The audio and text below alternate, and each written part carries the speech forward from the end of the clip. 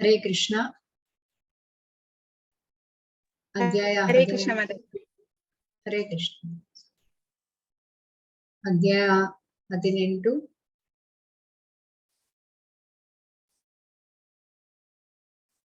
मोक्ष संन्यास योग उपसंहार वैराग्य परिपूर्णते। ओम अज्ञानतिमिरान्धस्य ज्ञानाञ्जनशलाकया चक्षुरुन्मिलितं येन तस्मै श्रीगुरवे नमः। श्रीचैतन्यमनोभीष्टं स्थापितं येन भूतले स्वयं रूपकदा मह्यं ददाति सपदान्तिकं। वन्देऽहं श्रीगुरो श्रीयुतपदकमलं श्रीगुरुन् वैष्णवांश्च श्रीरूपं साग्रजातं सगण रघुनाथान्वितं तं साजीवम् सा अद्वैतं सावधूतं परिजनसहितं कृष्ण चैतन्य देवं श्रीराधा कृष्ण पादां सगणललिता श्रीविशाखान्वितांश्च। हे कृष्णा करुणा सिन्धो दीनबन्धो जगत्पते गोपेश गोपिका कान्ता राधा कान्ता नमोस्तुते। तप्त काञ्चन गौरांगी राधे वृन्दावनेश्वरी वृषभानुसुते देवी प्रणमामि हरिप्रिये। वाञ्छाकल्पतरुभ्यश्च कृपा सिन्धुभ्य एव च पतितनां पावनेभ्यो वैष्णवेभ्यो नमो नमः। नमो ओं विष्णुपादाय कृष्णप्रेष्ठाय भूतले श्रीमते भक्तिवेदांत स्वामिनिति नामिने। नमस्ते सारस्वते देवे गौरवाणी प्रचारिणे निर्विशेषा शून्यवादी पाश्चात्यदेशतारिणे। जय श्री कृष्ण चैतन्य प्रभु नित्यानंद श्री अद्वैत गदाधर श्रीवासादि गौर भक्तवृंदा। हरे कृष्णा कृष्ण कृष्ण हरे हरे हरे राम राम राम हरे हरे। हरे कृष्णा कृष्ण कृष्ण हरे हरे हरे राम राम राम हरे हरे। हरे कृष्णा कृष्ण कृष्ण हरे हरे हरे राम राम राम हरे हरे। श्री श्री राधा गोविंद की जय, श्री श्री गौरनिताई की जय, श्रील प्रभुपाद की जय। हरे कृष्ण। सो ಇವತ್ತಿನ ಅಧ್ಯಾಯವನ್ನು ಪ್ರಾರಂಭ ಮಾಡುವ ಮೊದಲು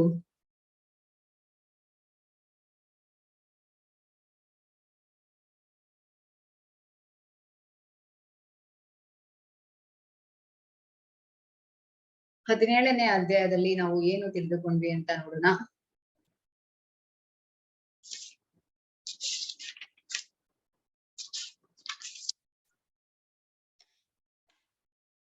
ಕರ್ಮಯೋಗದ ಮೂಲಕ ಬಂಧನದಿಂದ ಸ್ವಾತಂತ್ರ್ಯ, ರಾಹುರ್ ಮನೀಷಿನಂ, ಕ್ರಿಯೆಯ 5 ಅಂಶಗಳು 13ರಿಂದ 17ನೇ ಶ್ಲೋಕದಲ್ಲಿ ನೋಡಬಹುದು. ತ್ರಿವಿಧ ಕರ್ಮ ಚೋದನ, 3 ಗುಣಗಳಲ್ಲಿ ಆಹಾರಗಳು 8ರಿಂದ 10ನೇ ಶ್ಲೋಕದಲ್ಲಿ, ಆಯುಸತ್ವ ಬಲಾರೋಗ್ಯ, 3 ಗುಣಗಳಲ್ಲಿ ಯಜ್ಞ 11ರಿಂದ 13ನೇ ಶ್ಲೋಕದಲ್ಲಿ, ಅಫಲಾಕಾಂಕ್ಷಿ ವೀರ್ಯಜ್ಞ, 3 ರೀತಿಯ ತಪಸ್ಸು 14ರಿಂದ 16ನೇ ಶ್ಲೋಕದಲ್ಲಿ ನೋಡ್ಬೋದು. ಪೂಜನಂ ಶೌಚಮಾರ್ಜವಂ, 3 ಗುಣಗಳಲ್ಲಿ ತಪಸ್ಸು 17ರಿಂದ 19ನೇ ಶ್ಲೋಕದಲ್ಲಿ, ಪೀಡಾಯ ಕ್ರಿಯತೆ ತಪಃ, 3 ಗುಣಗಳಲ್ಲಿ ದಾನ 20ರಿಂದ 22ನೇ ಶ್ಲೋಕದಲ್ಲಿ ನೋಡ್ಬೋದು. ಆದೇಶ ಕಾಲೇ ಯದ್ದಾನಮ ಪಾತ್ರೆ, ಓಂ ತತ್ಸತ್, ಯಜ್ಞ ದಾನ ತಪಸ್ಸನ್ನು ದೇವೋತ್ತಮ ಪರಮ ಪುರುಷನಿಗೆ ಅರ್ಪಿಸಬೇಕು. 23ರಿಂದ 28ನೇ ಶ್ಲೋಕದಲ್ಲಿ ನೋಡಬಹುದು. ಓಂ ತತ್ಸದಿತಿ ನಿರ್ದೇಶೋ. ಸೊ ಇಲ್ಲಿ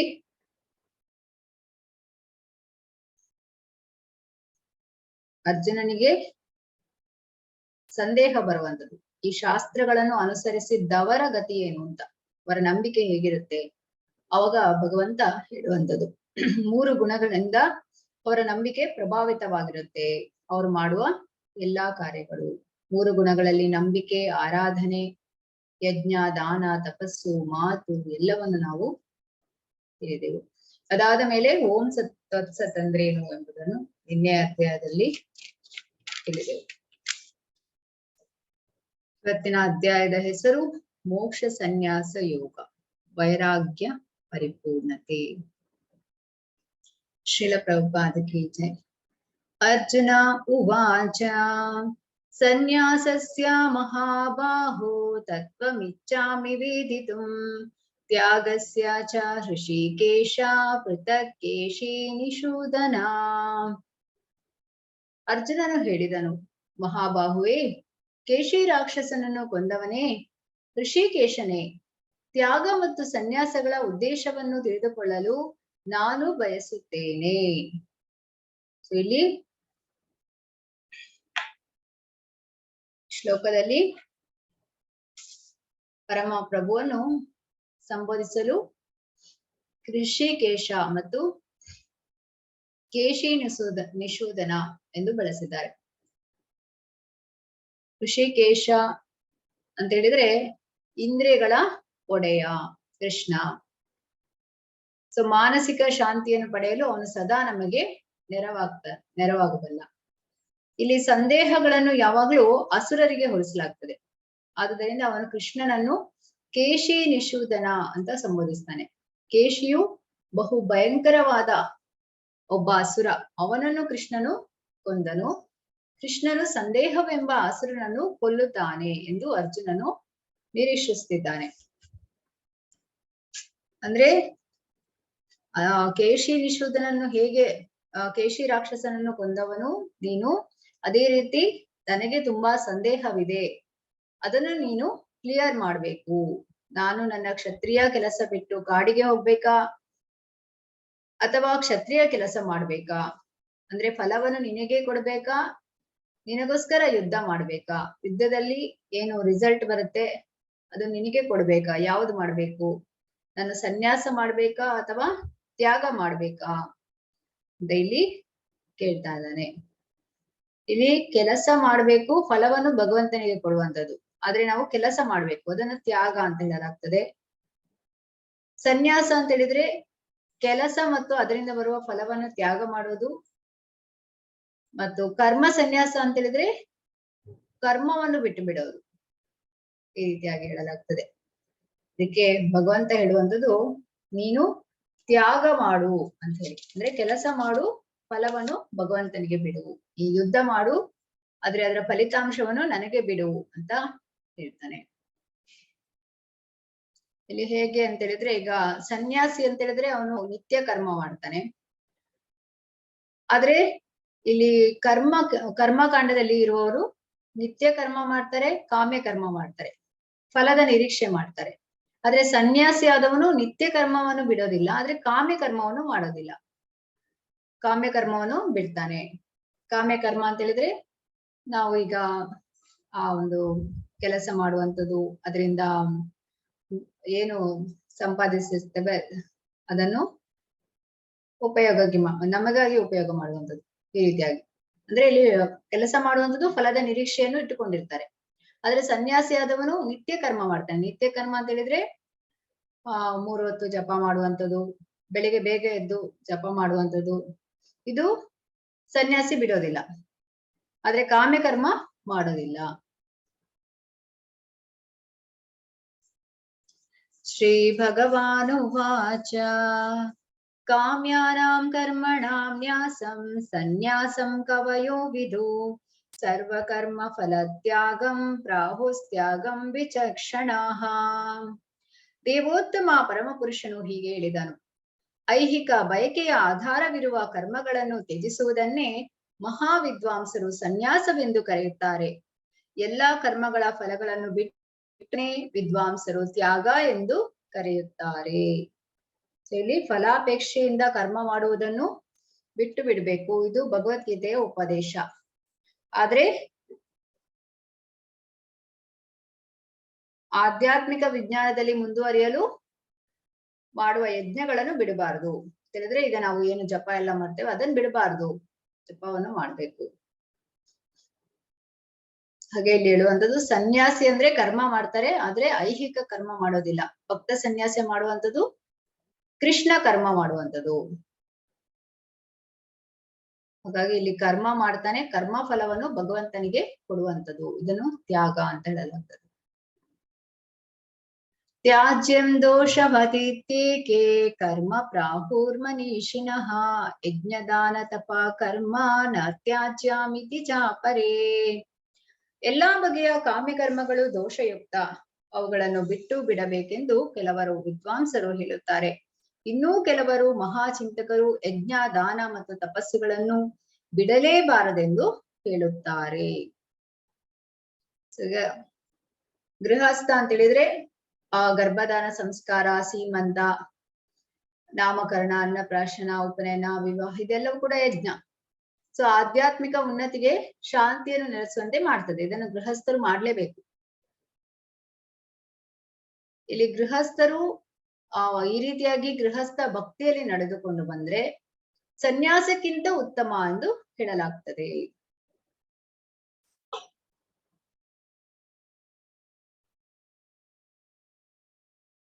ಯಜ್ಞದಾನ ತಪ ಕರ್ಮಾನ ತ್ಯಾಜ್ಯಂ ಕಾರ್ಯಮೇವ ತತ್ ಯಜ್ಞೋ ದಾನಂ ತಪಶ್ಚೈವ ಪಾವನಾನಿ ಮನೀಷಿಣಾಂ. ಯಜ್ಞ ದಾನ ತಪಸ್ಸುಗಳನ್ನು ಬಿಡಬಾರದು, ಅವುಗಳನ್ನು ಮಾಡಬೇಕು. ವಾಸ್ತವವಾಗಿ ಯಜ್ಞ ದಾನ ತಪಸ್ಸುಗಳು ಮಹಾತ್ಮರನ್ನು ಸಹ ಪರಿಶುದ್ಧಗೊಳಿಸುತ್ತವೆ. ಮಹಾತ್ಮರನ್ನು ಕೂಡ ಪರಿಶುದ್ಧಗೊಳಿಸುತ್ತದೆ. ಸೊ ಇಲ್ಲಿ ದಕ್ಷ ಪ್ರಜಾಪತಿ ಅವರು ಏನ್ ಮಾಡ್ತಾನೆ ಅಂತ ಹೇಳಿದ್ರೆ, ಒಮ್ಮೆ ಸಭೆಯಲ್ಲಿ ಬ್ರಹ್ಮ ಶಿವ ಎಲ್ಲರೂ ಇರ್ತಾರೆ. ದಕ್ಷ ಬರುವಾಗ ಬ್ರಹ್ಮ ಮತ್ತು ಶಿವ ಎದ್ದು ನಿಲ್ಲೋದಿಲ್ಲ, ಉಳಿದವರೆಲ್ಲರೂ ಎದ್ದು ನಿಲ್ತಾರೆ. ಅವರು ಕುಳಿತುಕೊಂಡೇ ಇರ್ತಾರೆ. ದಕ್ಷನಿಗೆ ಬ್ರಹ್ಮನ ಮೇಲೆ ಸಿಟ್ಟು ಬರೋದಿಲ್ಲ, ಯಾಕಂತ ಹೇಳಿದ್ರೆ ಬ್ರಹ್ಮ ಸೃಷ್ಟಿಕರ್ತ. ಆದ್ರೆ ಶಿವನ ಮೇಲೆ ಸಿಟ್ಟು ಬರುತ್ತೆ, ಯಾಕಂದ್ರೆ ಶಿವ ದಕ್ಷನ ಮಗಳಾದ ದಾಕ್ಷಾಯಿಣಿಯ ಪತಿಯಾಗಿರ್ತಾನೆ. ಹಾಗಾಗಿ ಶಿವನನ್ನು ಅವಮಾನಿಸ್ತಾನೆ ದಕ್ಷ. ನಂತರ ದಕ್ಷ ಒಂದು ಯಜ್ಞವನ್ನು ಮಾಡ್ತಾನೆ, ಎಲ್ಲರನ್ನು ಆಹ್ವಾನಿಸ್ತಾನೆ. ಆದ್ರೆ ದಾಕ್ಷಾಯಿಣಿ ಮತ್ತು ಶಿವನನ್ನು ಕರೆಯೋದಿಲ್ಲ.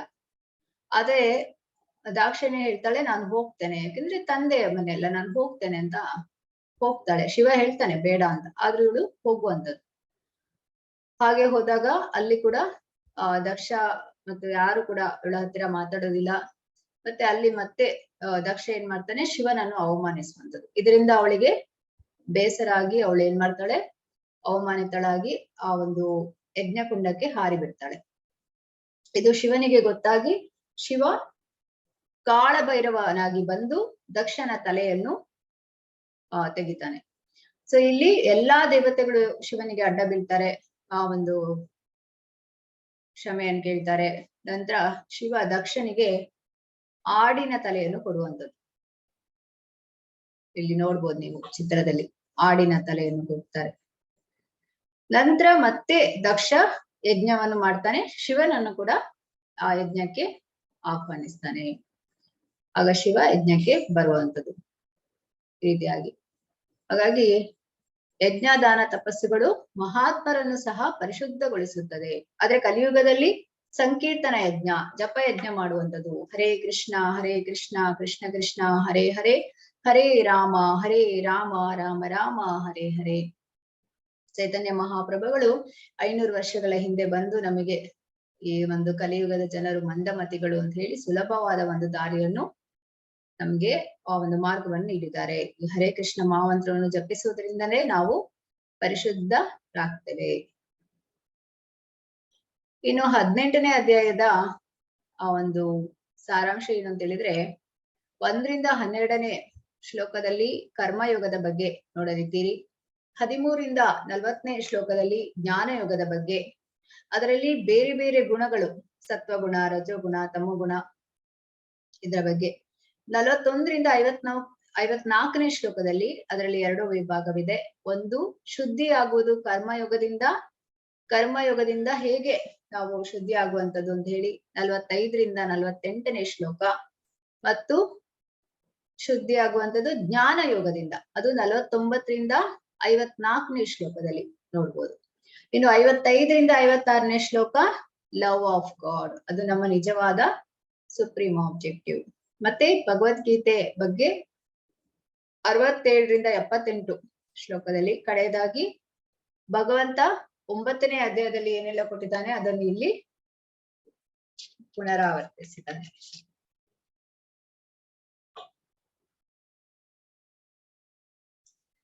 ಏತಾನ್ಯಪಿ ತು ಕರ್ಮಾಣಿ ಸಂಗಂ ತ್ಯಕ್ತ್ವಾ ಫಲಾನಿ ಚ ಕರ್ತವ್ಯಾನೀತಿ ಮೇ ಪಾರ್ಥ ನಿಶ್ಚಿತಂ ಮತಮುತ್ತಮಂ. ಪಾರ್ಥನೇ, ಎಲ್ಲಾ ಕರ್ಮಗಳನ್ನು ಆಸಕ್ತಿ ಇಲ್ಲದೆ ಮತ್ತು ಫಲಾಪೇಕ್ಷೆ ಇಲ್ಲದೆ ಮಾಡಬೇಕು. ಅವನ್ನು ಕರ್ತವ್ಯ ಎಂದು ಮಾಡಬೇಕು. ಇದು ನನ್ನ ಅಂತಿಮ ಅಭಿಪ್ರಾಯ. ಸೊ ಇಲ್ಲಿ ಹೇಳುವಂಥದ್ದು ಭಗವಂತ ಪಾರ್ಥನೆ ಅರ್ಜುನನಿಗೆ, ಪಾರ್ಥ ಕೃತೆಯ ಮಗ ಅಂತ ಹೇಳುವಂಥದ್ದು, ಕುಂತಿಯ ಮಗನೇ ಅಂತ ಹೇಳಿ. ಸೊ ಇಲ್ಲಿ ಎಲ್ಲಾ ಕರ್ಮಗಳನ್ನು ಆಸಕ್ತಿ ಇಲ್ಲದೆ ಮತ್ತು ಫಲಾಪೇಕ್ಷೆ ಇಲ್ಲದೆ ಮಾಡ್ಬೇಕು. ಅವನು ಕರ್ತವ್ಯವನ್ನು ಮಾಡ್ಬೇಕು. ಅಂದ್ರೆ ನಾವಿಲ್ಲಿ ಆಸಕ್ತಿಯನ್ನು ಎಲ್ಲಿ ಇಡ್ಬೇಕು ಅಂತ ಹೇಳಿದ್ರೆ, ಆಸಕ್ತಿಯಿಂದ ಮಾಡ್ಬೇಕು ಅಂತ ಹೇಳಿದ್ರೆ, ನಾವು ಭಗವಂತನ ಸೇವೆ ಮಾಡುವಾಗ ನಾವು ಆಸಕ್ತಿಯಿಂದ ಮಾಡ್ಬೇಕು. ನಾವು ಏನು ನಿತ್ಯವಾದ ನಮ್ಮ ಕೆಲಸಗಳು ಮಾಡ್ತೇವೆ ಅದನ್ನ ನಾವು ಯಾವುದೇ ಫಲಾಪೇಕ್ಷೆ ಇಟ್ಟುಕೊಳ್ಳದೇನೆ ಮಾಡ್ಬೇಕು. ಫಲವನ್ನೆಲ್ಲ ಭಗವಂತನಿಗೆ ಬಿಡುವಂಥದ್ದು. ಹೇಗೆ ಈಗ ಒಬ್ಬ ವಿದ್ಯಾರ್ಥಿ ಅವನು ಒಂದು ಪರೀಕ್ಷೆಗೆ ತಯಾರಿಯನ್ನು ಮಾಡಿ ಸಾರಿ ಆ ಪರೀಕ್ಷೆಯನ್ನು ಅಲ್ಲಿ ಅಟೆಂಡ್ ಮಾಡಿದ ನಂತರ ಅದನ್ನು ಆ ಫಲಾಪೇಕ್ಷೆಯನ್ನು ಇಟ್ಟುಕೊಳ್ಬಾರ್ದು. ಅಂದ್ರೆ ಎಷ್ಟು ಮಾರ್ಕ್ಸ್ ಬರ್ತದೆ ಅದರಲ್ಲಿ ತೃಪ್ತಿ ಪಟ್ಕೊಳ್ಬೇಕು. ಏನೋ ನಾನು ಮಿಸ್ಟೇಕ್ ಮಾಡಿದ್ದೇನೆ. ಹರೇ ಕೃಷ್ಣ.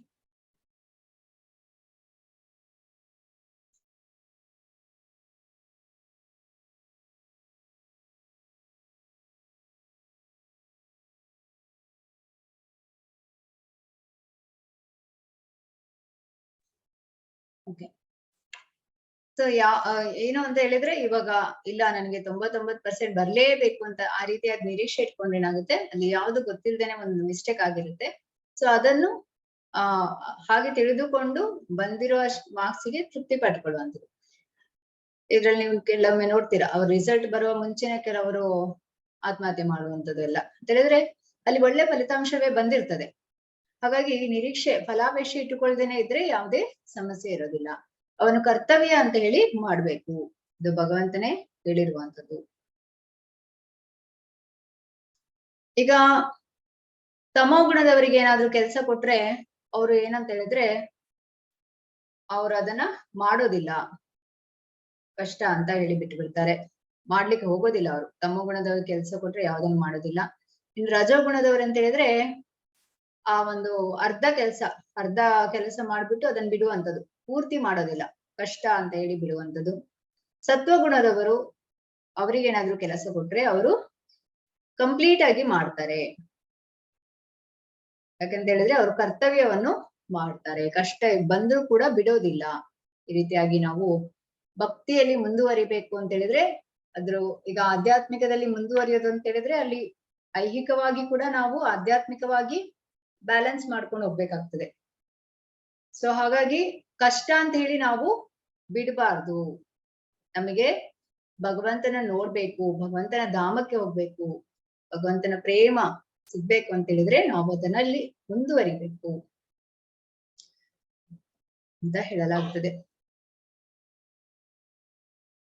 ಪಂಚೇತಾನಿ ಮಹಾಬಾಹೋ ಕಾರಣಾನಿ ನಿಬೋಧ ಮೇ ಸಾಂಖ್ಯೇ ಕೃತಾಂತೆ ಪ್ರೋಕ್ತಾನಿ ಸಿದ್ಧಯೇ ಸರ್ವಕರ್ಮಣಾಂ ಅಧಿಷ್ಠಾನಂ ತಥಾ ಕರ್ತಾ ಕರಣಂ ಚ ಪೃಥಗ್ವಿಧಂ ವಿವಿಧಾಶ್ಚ ಪೃಥಕ್ ಚೇಷ್ಟಾ ದೈವಂ ಚೈವಾತ್ರ ಪಂಚಮಂ. ಮಹಾಬಾಹುವಾದ ಅರ್ಜುನನೇ, ವೇದಾಂತಕ್ಕೆ ಅನುಗುಣವಾಗಿ ಎಲ್ಲಾ ಕರ್ಮಗಳ ಸಿದ್ಧಿಗೆ 5 ಕಾರಣಗಳಿವೆ. ಅವನ್ನು ನನ್ನಿಂದ ತಿಳಿದುಕೋ. ಕರ್ಮಸ್ಥಳ, ದೇಹ, ಕರ್ತ, ವಿವಿಧ ಇಂದ್ರಿಯಗಳು, ವಿವಿಧ ಪ್ರಯತ್ನಗಳು ಮತ್ತು ಕಟ್ಟಕಡೆಯದಾಗಿ ಪರಮಾತ್ಮ. ಈ 5 ಕ್ರಿಯೆಯ 5 ಅಂಶಗಳು. ಇಲ್ಲಿ ಎಲ್ಲಾ ಕರ್ಮಗಳ ಸಿದ್ಧಿಗೆ 5 ಕಾರಣ. ಯಾವುದು ಅಂತ ಹೇಳಿದ್ರೆ ಕರ್ಮಸ್ಥಳ, ದೇಹ ಅಂತಾದ್ರೆ, ಕರ್ತ ಮತ್ತು ವಿವಿಧ ಇಂದ್ರಿಯಗಳು, ವಿವಿಧ ಪ್ರಯತ್ನಗಳು ಮತ್ತು ಕಟ್ಟಕಡೆಯದಾಗಿ ಪರಮಾತ್ಮ. ಸೊ ಈ 5 ಕ್ರಿಯೆಯ 5 ಅಂಶಗಳು. ಇದನ್ನ ಯಾರು ತಿಳಿತಾರೆ? ಅವರು ಭಗವಂತನಿಗೆ ಆ ಒಂದು ಪ್ರಣಾಮವನ್ನು ಸಲ್ಲಿಸಿಯೇ ಎಲ್ಲಾ ಕೆಲಸವನ್ನು ಮಾಡ್ತಾರೆ. ಆದ್ರೆ ಕಲಿಯುಗದಲ್ಲಿ ಏನಾಗಿದೆ, ಈ 4ಕ್ಕೆ ಇಂಪಾರ್ಟೆನ್ಸ್ ಕೊಡ್ತಾರೆ. ಯಾವುದಕ್ಕೆ? ಕರ್ಮಸ್ಥಳ, ಕರ್ತ, ವಿವಿಧ ಇಂದ್ರಿಯಗಳು, ವಿವಿಧ ಪ್ರಯತ್ನಗಳು. ಆದ್ರೆ ಭಗವಂತನನ್ನು ಅವರು ಏನ್ ಮಾಡ್ತಾರೆ, ಪ್ರಾರ್ಥನೆ ಮಾಡೋದಿಲ್ಲ ಭಗವಂತನಿಗೆ. ಹಾಗಾಗಿ ಈಗ ನೀವು ನೋಡ್ತೀರಾ ಈ ಒಂದು ಮದುವೆ, ಅದಕ್ಕೆ ಎಲ್ಲ ಒಂದು ತಯಾರಿಯನ್ನು ಮಾಡ್ತಾರೆ. ಆದ್ರೆ ಎಷ್ಟೋ ಬಾರಿ ಮದುವೆ ಆ ನಿಗದಿತ ದಿನದಂದು ಆಗೋದಿಲ್ಲ, ಅದು ಮುಂದೆ ಹೋಗುತ್ತೆ. ಇದೆಲ್ಲವೂ ಹೇಗೆ ಸಾಧ್ಯ, ಯಾಕೆ ಆಗುತ್ತೆ ಅಂತ ಹೇಳಿದ್ರೆ ಅಲ್ಲಿ ಭಗವಂತನ ಒಂದು ಅನುಗ್ರಹ ಇರುವುದಿಲ್ಲ. ಹಾಗಾಗಿ ಭಗವಂತನ ಒಂದು ಆಶೀರ್ವಾದ ಮುಖ್ಯ ಅಂತ ಹೇಳಲಾಗ್ತದೆ. ಎಲ್ಲವೂ ಕೂಡ ಭಗವಂತನಿಗೆ ಭಗವಂತನೇ ನಮಗೆ ಕೊಟ್ಟಿರುವಂತದ್ದು. ಹಾಗಾಗಿ ಭಗವಂತನಿಗೆ ನಾವು ಕೈ ಮುಗಿದು ಕೆಲಸವನ್ನು ಮುಂದುವರಿಸಿದ್ರೆ ಎಲ್ಲವೂ ಸಕ್ಸಸ್ ಆಗ್ತದೆ.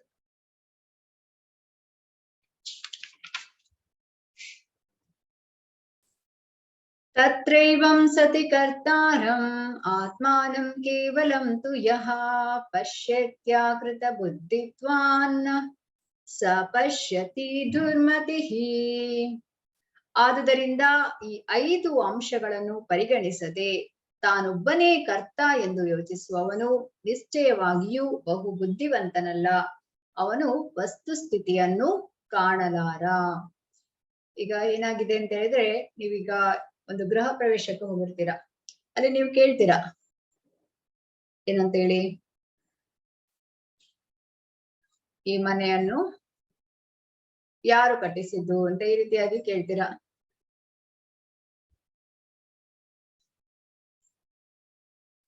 ಆಗ ಯಜಮಾನ ಹೇಳುವಂಥದ್ದು ಏನೋ ಒಂದು ಕಮೆಂಟ್ಸ್ ಕೊಡು ಅಂತ ಹೇಳಿದ್ರೆ, ಇವಾಗ ಈ ಮನೆ ತುಂಬಾ ಚೆನ್ನಾಗಿದೆ ಅಂತ ಹೇಳುವಾಗ ಆಗ ಯಜಮಾನ ಹೇಳುವಂಥದ್ದು ಇದೆಲ್ಲವೂ ಕೂಡ ನಾನು ಕಷ್ಟಪಟ್ಟು ಹಣ ಸಂಗ್ರಹಿಸಿ ಈ ರೀತಿಯಾಗಿ ಮಾಡ್ಲಿಕ್ಕೆ ಸಾಧ್ಯ ಆಯ್ತು ಅಂತ ಹೇಳ್ತಾನೆ. ಆದ್ರೆ ಅಲ್ಲಿ ಭಗವಂತನ ಒಂದು ಸ್ಯಾಂಕ್ಷನ್ ಇಲ್ಲದೆ ಯಾವುದು ಕೂಡ ಮಾಡ್ಲಿಕ್ಕೆ ಸಾಧ್ಯ ಇಲ್ಲ.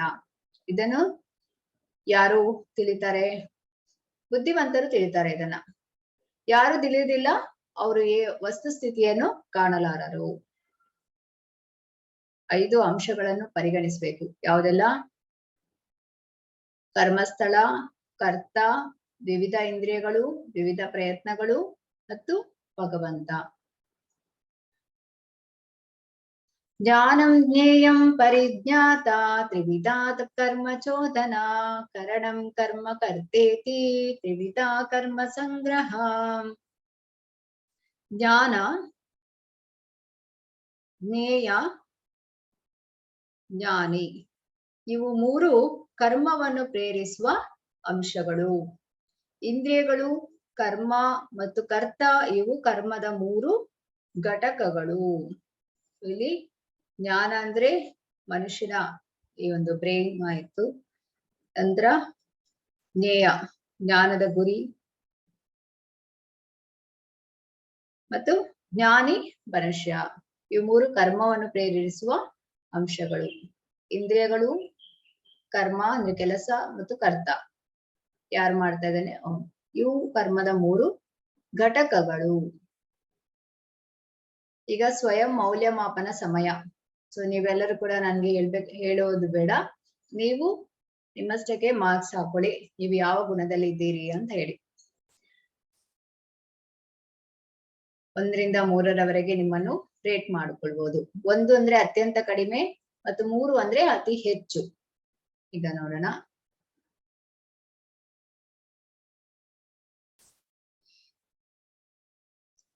ಜ್ಞಾನಂ ಕರ್ಮ ಚ ಕರ್ತಾ ಚ ತ್ರಿದೈವ ಗುಣಭೇದತಃ ಪ್ರೋಚ್ಯತೆ ಗುಣಸಂಖ್ಯಾನೇ ಯಥಾವತ್ ಶೃಣುತಾನ್ಯಪಿ ಸರ್ವಭೂತೇಷು ಏನೈಕಂ ಭಾವಂ ಅವ್ಯಯಮೀಕ್ಷತೆ ಅವಿಭಕ್ತಂ ವಿಭಕ್ತೇಷು ತಜ್ಞಾನಂ ವಿದ್ಧಿ ಸಾತ್ವಿಕಂ ಪೃಥಕ್ತ್ವೇನ ತು ಯಜ್ಞಾನಂ ನಾನಾ ಭಾವಾನ್ ಪೃಥಗ್ವಿದಾನ್ ವೇತ್ತಿ ಸರ್ವೇಷು ಭೂತೇಷು ತಜ್ಞಾನಂ ವಿದ್ಧಿ ರಾಜಸಂ ಯತ್ತು ಕೃಷ್ಣವದೇಕಸ್ಮಿನ್ ಕಾರ್ಯೇ ಸಕ್ತಂ ಅಹೈತುಕಂ ಅತತ್ವಾರ್ಥ ವದಲ್ಪಂ ಚ ತಥಾ ತತ್ತಾಮಾಸಮುದಾಹೃತಂ.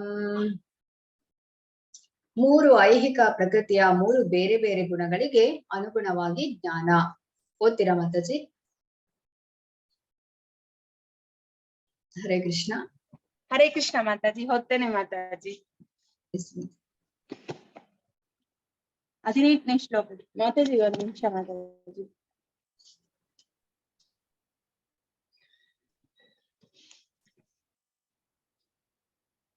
ಜೀವಿಗಳ ಅಸಂಖ್ಯಾತ ರೂಪಗಳು, ಆದರೂ ಅವೆಲ್ಲವುಗಳಲ್ಲಿ ಒಂದೇ ಅಭಿನ್ನ ಆಧ್ಯಾತ್ಮಿಕ ಸ್ವಭಾವವನ್ನು ಕಾಣಿಸಬಲ್ಲ ಜ್ಞಾನವೆಂದರೆ ಸಾತ್ವಿಕ ಎಂದು ನೀವು ಅರ್ಥ ಮಾಡಿಕೊಳ್ಳಬೇಕು.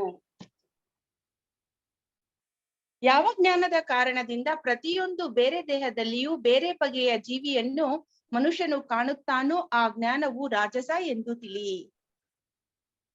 ಯಾವ ಜ್ಞಾನದಿಂದ ಸತ್ಯದ ತಿಳಿವಳಿಕೆ ಇಲ್ಲದೆ ಒಂದು ಬಗೆಯ ಕರ್ಮವೇ ಸರ್ವಸ್ವವೆಂದು ಭಾವಿಸುತ್ತೇವೆಯೋ, ಯಾವ ಜ್ಞಾನವು ಅಲ್ಪವಾದದ್ದೋ ಅದು ತಾಮಸ ಗುಣದಲ್ಲಿ ಇದೆ ಎಂದು ಹೇಳುತ್ತಾರೆ.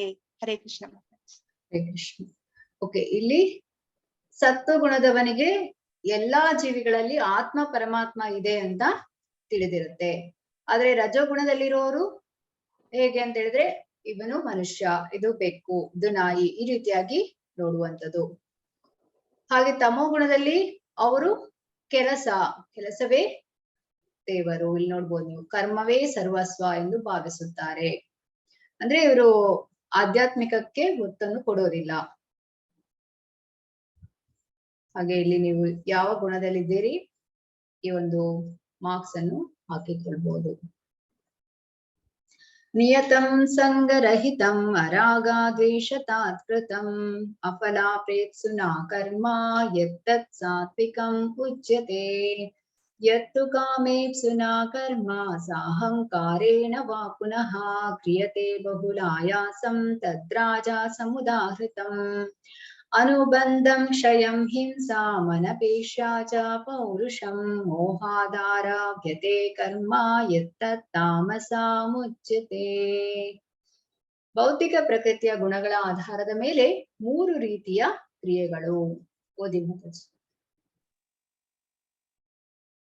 ಹರೇ ಕೃಷ್ಣ. ನಿಯತವಾಗಿ ಯಾವ ಮೋಹವಿಲ್ಲದೆ, ರಾಗದ್ವೇಷಗಳಿಲ್ಲದೆ ಮತ್ತು ಕರ್ಮ ಫಲಾಪೇಕ್ಷೆ ಇಲ್ಲದೆ ಮಾಡಿದ ಕರ್ಮವನ್ನು ಸಾತ್ವಿಕ ಎಂದು ಹೇಳಲಾಗುತ್ತದೆ.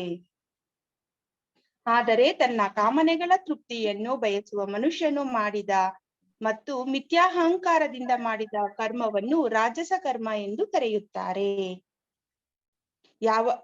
ಮಾಯಾವಶನಾಗಿ ಧರ್ಮ ಗ್ರಂಥಗಳನ್ನು ಆಲಕ್ಷಿಸಿ ಮುಂದಿನ ಬಂಧನವನ್ನಾಗಲಿ ಹಿಂಸೆಯನ್ನಾಗಲಿ ಇತರರಿಗೆ ಉಂಟು ಮಾಡುವ ಯಾತನೆಯನ್ನಾಗಲಿ ಲಕ್ಷಿಸದೆ ಮಾಡಿದ ಕರ್ಮವನ್ನು ತಾಮಸ ಕರ್ಮ ಎಂದು ಕರೆಯುತ್ತಾರೆ. ಸೊ ಇಲ್ಲಿ ಸತ್ವ ಗುಣ ಅಂತ ಹೇಳಿದ್ರೆ ಅವರು ಕೆಲಸ ಮಾಡ್ತಾರೆ, ಆದ್ರೆ ಯಾವುದೇ ಫಲಾಪೇಕ್ಷೆ ಇಟ್ಟುಕೊಳ್ಳೋದಿಲ್ಲ. ಇಲ್ಲಿ ರಜೋಗುಣದವರು ಕೆಲಸ ಮಾಡ್ತಾರೆ, ಆದ್ರೆ ಫಲಾಪೇಕ್ಷೆಯನ್ನು ಅವ್ರಿಗೆ ಸಿಗ್ಬೇಕು. ರಜೋಗುಣ ಅಂತ ಹೇಳಿದ್ರೆ ಇಲ್ಲಿ ಮಿಥ್ಯಾ ಅಹಂಕಾರ ಅಂದ್ರೆ ದೇಹದ ಭಾವನೆಯಲ್ಲಿ ಇರುವಂತದ್ದು. ನಂತರ ತಮೋಗುಣ ಹೇಳಿದ್ರೆ ಇವರು ಶಾಸ್ತ್ರವನ್ನು ಒಪ್ಪುವುದಿಲ್ಲ. ನೋಡ್ಬೋದು ನೀವಿಲ್ಲಿ ಧರ್ಮ ಗ್ರಂಥಗಳನ್ನು ಅಲಕ್ಷಿಸುವಂಥದ್ದು ಮತ್ತು ಒಳಗೆ ಪರಮಾತ್ಮನಿಗೆ ಹಿಂಸೆ ಕೊಡುವಂಥದ್ದು. ಇವರು ನರಕಕ್ಕೆ ಕೂಡ ಹೋಗ್ತಾರೆ. ಇದು ತಮ್ಮ ಗುಣದವರ ಲಕ್ಷಣವಾಗಿರ್ತದೆ. ಮುಕ್ತ ಸಂಗೋನ ಹಂವಾದಿ ವೃತ್ತಿತ್ಸಾಹ ಸಮನ್ವಿತಃ ಸಿದ್ಧೇ ಸಿದ್ಧ್ಯ ನಿರ್ವಿಕಾರಃ ಕರ್ತ ಸಾತ್ವಿಕ ಉಚ್ಯತೆ. ರಾಗಿ ಕರ್ಮ ಫಲಾಪ್ರೇಪ್ಸು ಲುಬ್ಧೋ ಹಿಂಸಾತ್ಮಕೋ ಅಶುಚಿಃ ಹರ್ಷ ಶೋಕಾನ್ವಿತ ಕರ್ತ ರಾಜಸ ಪರಿಕೀರ್ತಿತಃ. ಅಯುಕ್ತಃ ಪ್ರಾಕೃತ ಸ್ತಬ್ಧ ಶಟೋ ನೈಷ್ಕೃತಿ ಕೋಲಸಃ ವಿಷಾದಿ ದೀರ್ಘಸೂತ್ರಿ ಚ ಕರ್ತ ತಾಮಸ ಉಚ್ಯತೆ. ಭೌತಿಕ ಪ್ರಕೃತಿಯ ಗುಣಗಳ ಆಧಾರದ ಮೇಲೆ 3 ರೀತಿಯ ಕ್ರಿಯೆಗಳು. ಓದಿ. ಐಹಿಕ ಪ್ರಕೃತಿಯ ಗುಣಗಳ ಸಂಘವಿಲ್ಲದೆ, ದುರಹಂಕಾರವಿಲ್ಲದೆ, ಜಯಾಪಜಯ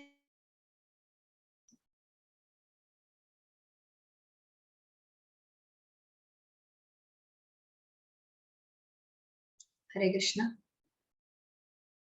ಏನಾಯ್ತು? ಸದಾ ಅಸೂಯಾಪರ, ಕೊಳಕ, ಸುಖ ದುಃಖಗಳಿಂದ ವಿಚಲಿತನಾಗುವವನು ಇಂತಹ ಮನುಷ್ಯನು ರಾಜಸ ಸ್ವಭಾವದವನು ಎಂದು ಹೇಳುತ್ತಾರೆ. ಧರ್ಮ ಗ್ರಂಥಗಳ ಆದೇಶಗಳಿಗೆ ವಿರುದ್ಧವಾಗಿಯೇ ಯಾವಾಗಲೂ ಕೆಲಸ ಮಾಡುವವನು, ಪ್ರಾಪಂಚಿಕ ಮನೋಧರ್ಮದವನು, ಹಠಮಾರಿಯು, ಮೋಸ ಮಾಡುವವನು, ಇತರರಿಗೆ ಅವಮಾನ ಮಾಡುವುದರಲ್ಲಿ ನಿಪುಣನು, ಸೋಮಾರಿಯು, ಸದಾ ವಿಷಾದದಲ್ಲಿರುವವನು, ಮಾಡಬೇಕಾದ ಕೆಲಸವನ್ನು ಮುಂದಕ್ಕೆ ಹಾಕುವವನು ಆದ ಕರ್ತನನ್ನು ತಾಮಸ ಗುಣದ ಕರ್ತನೆನ್ನುತ್ತಾರೆ. ಸೊ ಇಲ್ಲಿ ಸತ್ವಗುಣ ಅಂತ ಹೇಳಿದ್ರೆ ಐಹಿಕ ಪ್ರಕೃತಿಯ ಗುಣಗಳ ಸಂಘವಿಲ್ಲದೆ, ಈ ಒಂದು ಸತ್ವಗುಣ, ರಜೋಗುಣ, ತಮೋಗುಣ ಇದೆಲ್ಲವೂ ಕೂಡ ಗುಣಗಳಿಂದ ಆಗ್ತಾ ಇದೆ ಅಂತ ಅವರಿಗೆ ತಿಳಿದಿರುತ್ತೆ. ಅದಕ್ಕೆ ಪ್ರತಿಕ್ರಿಯಿಸುವುದಿಲ್ಲ ಅವರು. ದುರಹಂಕಾರವಿಲ್ಲದೆ, ಜಯ ಅಥವಾ ಅಪಜಯ, ಸೋಲು ಅಥವಾ ಗೆಲುವು ಇದೆರಡಕ್ಕೂ ವಿಚಲಿತರಾಗುವುದಿಲ್ಲ. ದೃಢ ನಿಶ್ಚಯ ಮತ್ತು ಉತ್ಸಾಹದಿಂದ ತನ್ನ ಕರ್ತವ್ಯವನ್ನು ಮಾಡ್ತಾರೆ. ಇದನ್ನು ಸಾತ್ವಿಕ ಕರ್ತ ಎಂದು ಹೇಳಲಾಗ್ತದೆ. ಈಗ ಉಪದೇಶಾಮೃತದಲ್ಲಿ ಕೂಡ ಒಂದು ಶ್ಲೋಕ ಇದೆ. ಉತ್ಸಾಹಾತ್ ನಿಶ್ಚಯ ಧೈರ್ಯ ತತ್ತತ್ ಕರ್ಮ ಪ್ರವರ್ತನ ಸಂಗತ್ಯಾಗ ಸತೋ ವೃತ್ತೆ ಷಡ್ಭಿರ್ಭಕ್ತಿ ಪ್ರಸಿದ್ಧತಿ. ಹೇಳಿದ್ರೆ ಉತ್ಸಾಹ ಬಹಳ ಮುಖ್ಯ ಭಕ್ತಿ ಸೇವೆಯಲ್ಲಿ ಮುಂದುವರಿಯಲು. ಇದು ಸಾತ್ವಿಕ ಗುಣದವರ ಲಕ್ಷಣ ಆಗಿರ್ತದೆ. ಮತ್ತು ರಜೋಗುಣದಲ್ಲಿ ಹೇಗೆ ಅಂತ ಹೇಳಿದ್ರೆ, ಈಗ ಉದಾಹರಣೆಗೆ ಟೆಂಪಲ್ ಕನ್ಸ್ಟ್ರಕ್ಷನ್ಗೆ ಸಹಾಯ ಮಾಡಿ ಅಂತ ಕೇಳಕ್ ಹೋದ್ರೆ ಅವ್ರೇನ್ ಹೇಳ್ತಾರೆ, ಇಲ್ಲ ಮಾಡೋದಿಲ್ಲ ಅಂತ ಹೇಳ್ತಾರೆ. ಮತ್ತೆ ದುಃಖ ಬಂದಾಗ ಏನ್ ಮಾಡ್ತಾರೆ, ಅವರು ಭಗವಂತನ ಬಳಿಗೆ ಬರುವಂತದ್ದು. ಅಂದ್ರೆ ಇವರು ಹಣ ಬರುವಾಗ ಆ ಒಂದು ಬದಲಾವಣೆ ಆಗ್ತಾ ಇರ್ತಾರೆ ಅಂತ ಹೇಳಲಾಗ್ತದೆ. ಇನ್ನು ತಮೋ ಗುಣದವರು ಹೇಗೆ ಅಂತ ಹೇಳಿದ್ರೆ, ಧರ್ಮ ಗ್ರಂಥಗಳ ಆದೇಶಗಳಿಗೆ ವಿರುದ್ಧವಾಗಿ ಕೆಲಸ ಮಾಡುವಂಥದ್ದು. ಯಾವಾಗ್ಲೂ ಕೂಡ ಪ್ರಾಪಂಚಿಕ ಮನೋಧರ್ಮದವರು, ಹಠಮಾರಿ, ಮೋಸ ಮಾಡುವವರು, ಶಾಸ್ತ್ರದಲ್ಲಿ ಏನಿದೆ ಅದನ್ನ ತಿಳಿದುಕೊಳ್ಳುವ ಒಂದು ಕೆಲಸಕ್ಕೆ ಹೋಗೋದಿಲ್ಲ ಅವರು. ಇತರರಿಗೆ ಅವಮಾನ ಮಾಡೋದ್ರಲ್ಲಿ ನಿಪುಣರಾಗಿರ್ತಾರೆ, ಸೋಮಾರಿಯಾಗಿರ್ತಾರೆ, ಸದಾ ವಿಷಾದದಲ್ಲಿರ್ತಾರೆ, ಮಾಡ್ಬೇಕಾದ ಕೆಲಸವನ್ನು ಮುಂದಕ್ಕೆ ಹಾಕ್ತಾ ಇರ್ತಾರೆ. ಇದು ತಾಮಸ ಗುಣದವರ ಕರ್ತನೆಯನ್ನು ಹೇಳಲಾಗ್ತದೆ. ಬುದ್ಧಿರ್ಭೇದಂ ಧತೇಶ್ಚೈವ ಗುಣತಸ್ತ್ರಿವಿಧಂ ಶೃಣು ಪ್ರೋಚ್ಯಮಾನಂ ಅಶೇಷೇಣ ಪೃಥಕ್ತ್ವೇನ ಧನಂಜಯ ಪ್ರವೃತ್ತಿಂ ಚ ನಿವೃತ್ತಿಂ ಚ ಕಾರ್ಯಕಾರ್ಯೇ ಭಯಾಭಯೇ ಬಂಧಂ ಮೋಕ್ಷಂ ಚ ಯಾವೇತ್ತಿ ಬುದ್ಧಿ ಸಾ ಪಾರ್ಥ ಸಾತ್ವಿಕಿ ಯಯಾ ಧರ್ಮಂ ಅಧರ್ಮಂ ಚ ಕಾರ್ಯಂ ಚಾಕಾರ್ಯಮೇವ ಚ ಅಯತಾವತ್ ಪ್ರಜಾನಾತಿ ಬುದ್ಧಿ ಸಾ ಪಾರ್ಥ ರಾಜಸಿ ಅಧರ್ಮಂ ಧರ್ಮಮಿತಿ ಯಾ ಮನ್ಯತೆ ತಮಸಾವೃತ ಸರ್ವಾರ್ಥಾನ್ ವಿಪರೀತಾಂಶ್ಚ ಬುದ್ಧಿ ಸಾ ಪಾರ್ಥ ತಾಮಸಿ. ಭೌತಿಕ ಪ್ರಕೃತಿಯ ಗುಣಗಳ ಆಧಾರದ ಮೇಲೆ 3 ರೀತಿಯ ಬುದ್ಧಿವಂತಿಕೆ. ಏನಾದ್ರೂ ಸೌಂಡ್ ಕೇಳ್ತಾ ಇದೆಯಾ ಮಾತಾಜಿ? ಹೌದು ಮಾತಾಜಿ, ಏನೋ ಅನಿಮಲ್ ಕೂಗೋ ಸೌಂಡ್. ಮಕ್ಕಳಿಗೆ ಎಷ್ಟು ಹೇಳಿದ್ದೆ ಅರ್ಥ ಆಗಿಲ್ಲ ಅಂತ. ಓದಿ ಮಾತಾಜಿ. ಪ್ರಾರ್ಥನೆ. ಏನನ್ನು ಮಾಡಲೇಬೇಕು ಮತ್ತು ಏನನ್ನು ಮಾಡಬಾರದು, ಯಾವುದಕ್ಕೆ ಭಯಪಡಬೇಕು ಮತ್ತು ಯಾವುದಕ್ಕೆ ಭಯಪಡಬಾರದು, ಯಾವುದು ಬಂಧಿಸುತ್ತದೆ ಮತ್ತು ಯಾವುದು ಬಿಡುಗಡೆ ಮಾಡುತ್ತದೆ ಎನ್ನುವುದನ್ನು ತಿಳಿಸಿಕೊಡುವ ಬುದ್ಧಿಯು ಸಾತ್ವಿಕ ಗುಣದಲ್ಲಿದೆ. ಪ್ರಾರ್ಥನೆ. ಧರ್ಮಾಧರ್ಮಗಳ ನಡುವೆ ಮಾಡಬಹುದಾದ ಮತ್ತು ಮಾಡಬಾರದ ಕಾರ್ಯಗಳ ನಡುವೆ ವ್ಯತ್ಯಾಸವನ್ನು ಗ್ರಹಿಸದ ಬುದ್ಧಿಯು ರಾಜಸ ಗುಣದಲ್ಲಿದೆ.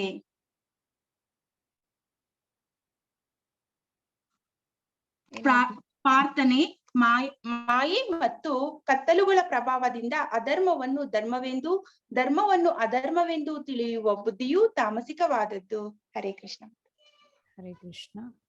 ಸೊ ಇಲ್ಲಿ ಸತ್ವಗುಣದವರು ಹೇಗೆ ಅಂತ ಹೇಳಿದ್ರೆ, ಅವರು ಗುರು ಮತ್ತು ಕೃಷ್ಣನಿಗೆ ಮಾತ್ರ ಭಯ ಪಡುವಂಥದ್ದು, ಬೇರೆ ಯಾರಿಗೂ ಕೂಡ ಭಯ ಪಡೋದಿಲ್ಲ. ಅದಕ್ಕೆ ಹೇಳುವಂಥದ್ದು, ಕೆಟ್ಟ ಕೆಲಸ ಬಂಧಿಸ್ತದೆ, ಕೃಷ್ಣ ಪ್ರಜ್ಞೆ ಬಿಡುಗಡೆ ಮಾಡ್ತದೆ. ಇದು ಎಲ್ಲವೂ ಕೂಡ ಸತ್ವಗುಣದಲ್ಲಿರುವವರಿಗೆ ತಿಳಿದಿರುತ್ತೆ.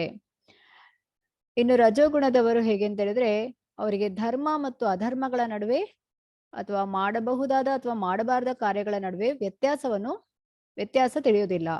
ಇದು ರಾಜಸ ಗುಣದವರ ಲಕ್ಷಣವಾಗಿರುತ್ತೆ. ಇನ್ನು ತಾಮಸ ಗುಣದವರು ಹೇಗೆ ಅಂದ್ರೆ, ಮಾಯೆ ಮತ್ತು ಕತ್ತಲುಗಳ ಪ್ರಭಾವದಿಂದ ಅಧರ್ಮವನ್ನು ಧರ್ಮವೆಂದು, ಧರ್ಮವನ್ನು ಅಧರ್ಮವೆಂದು ತಿಳಿತಾರೆ.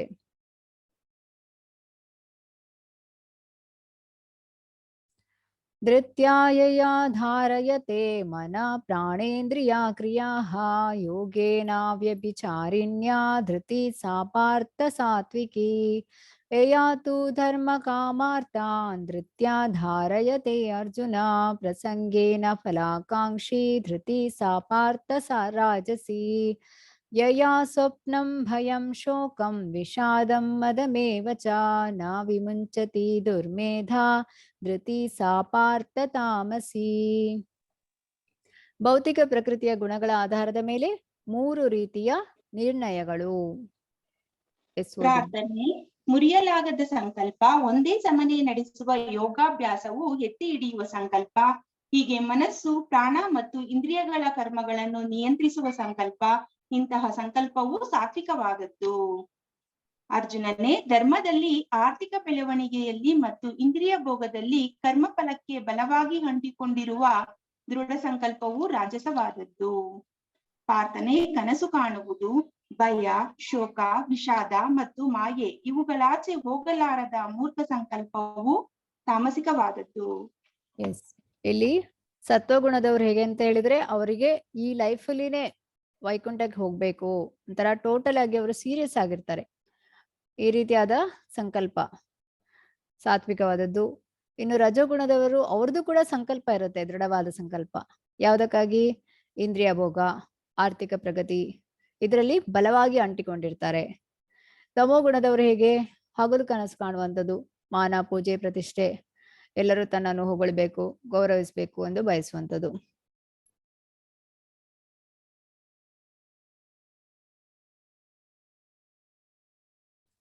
ಸುಖಂ ದ್ವಿಧಾನೀಂ ತ್ರಿವಿಧಂ ಶೃಣು ಮೇ ಭರತರ್ಷಭ ಅಭ್ಯಾಸಾದಾತ್ ರಮತೆ ಯತ್ರ ಸುಖ ದುಃಖಾಂತಂ ಚ ನಿಗಚ್ಚತಿ ಎತ್ತದಗ್ರೇ ವಿಷಮಿವ ಪರಿಣಾಮೇ ಅಮೃತೋಪಮಂ ತತ್ಸುಖಂ ಸಾತ್ವಿಕಂ ಪ್ರೋಕ್ತಂ ಆತ್ಮಬುದ್ಧಿ ಪ್ರಸಾದಜಂ ವಿಷಯೇಂದ್ರಿಯ ಸಂಯೋಗಾತ್ ಎತ್ತದಗ್ರೇ ಅಮೃತೋಪಮಂ ಪರಿಣಾಮೇ ವಿಷಮಿವ ತತ್ಸುಖಂ ರಾಜಸಂ ಸ್ಮೃತಂ ಯದಗ್ರೇ ಚಾನುಬಂಧೇ ಚ ಸುಖಂ ಮೋಹನಮಾತ್ಮನಾ ನಿದ್ರಾಲಸ್ಯ ಪ್ರಮಾದೋತ್ತಂ ತತ್ತಾಮಸಮುದಾಹೃತಂ.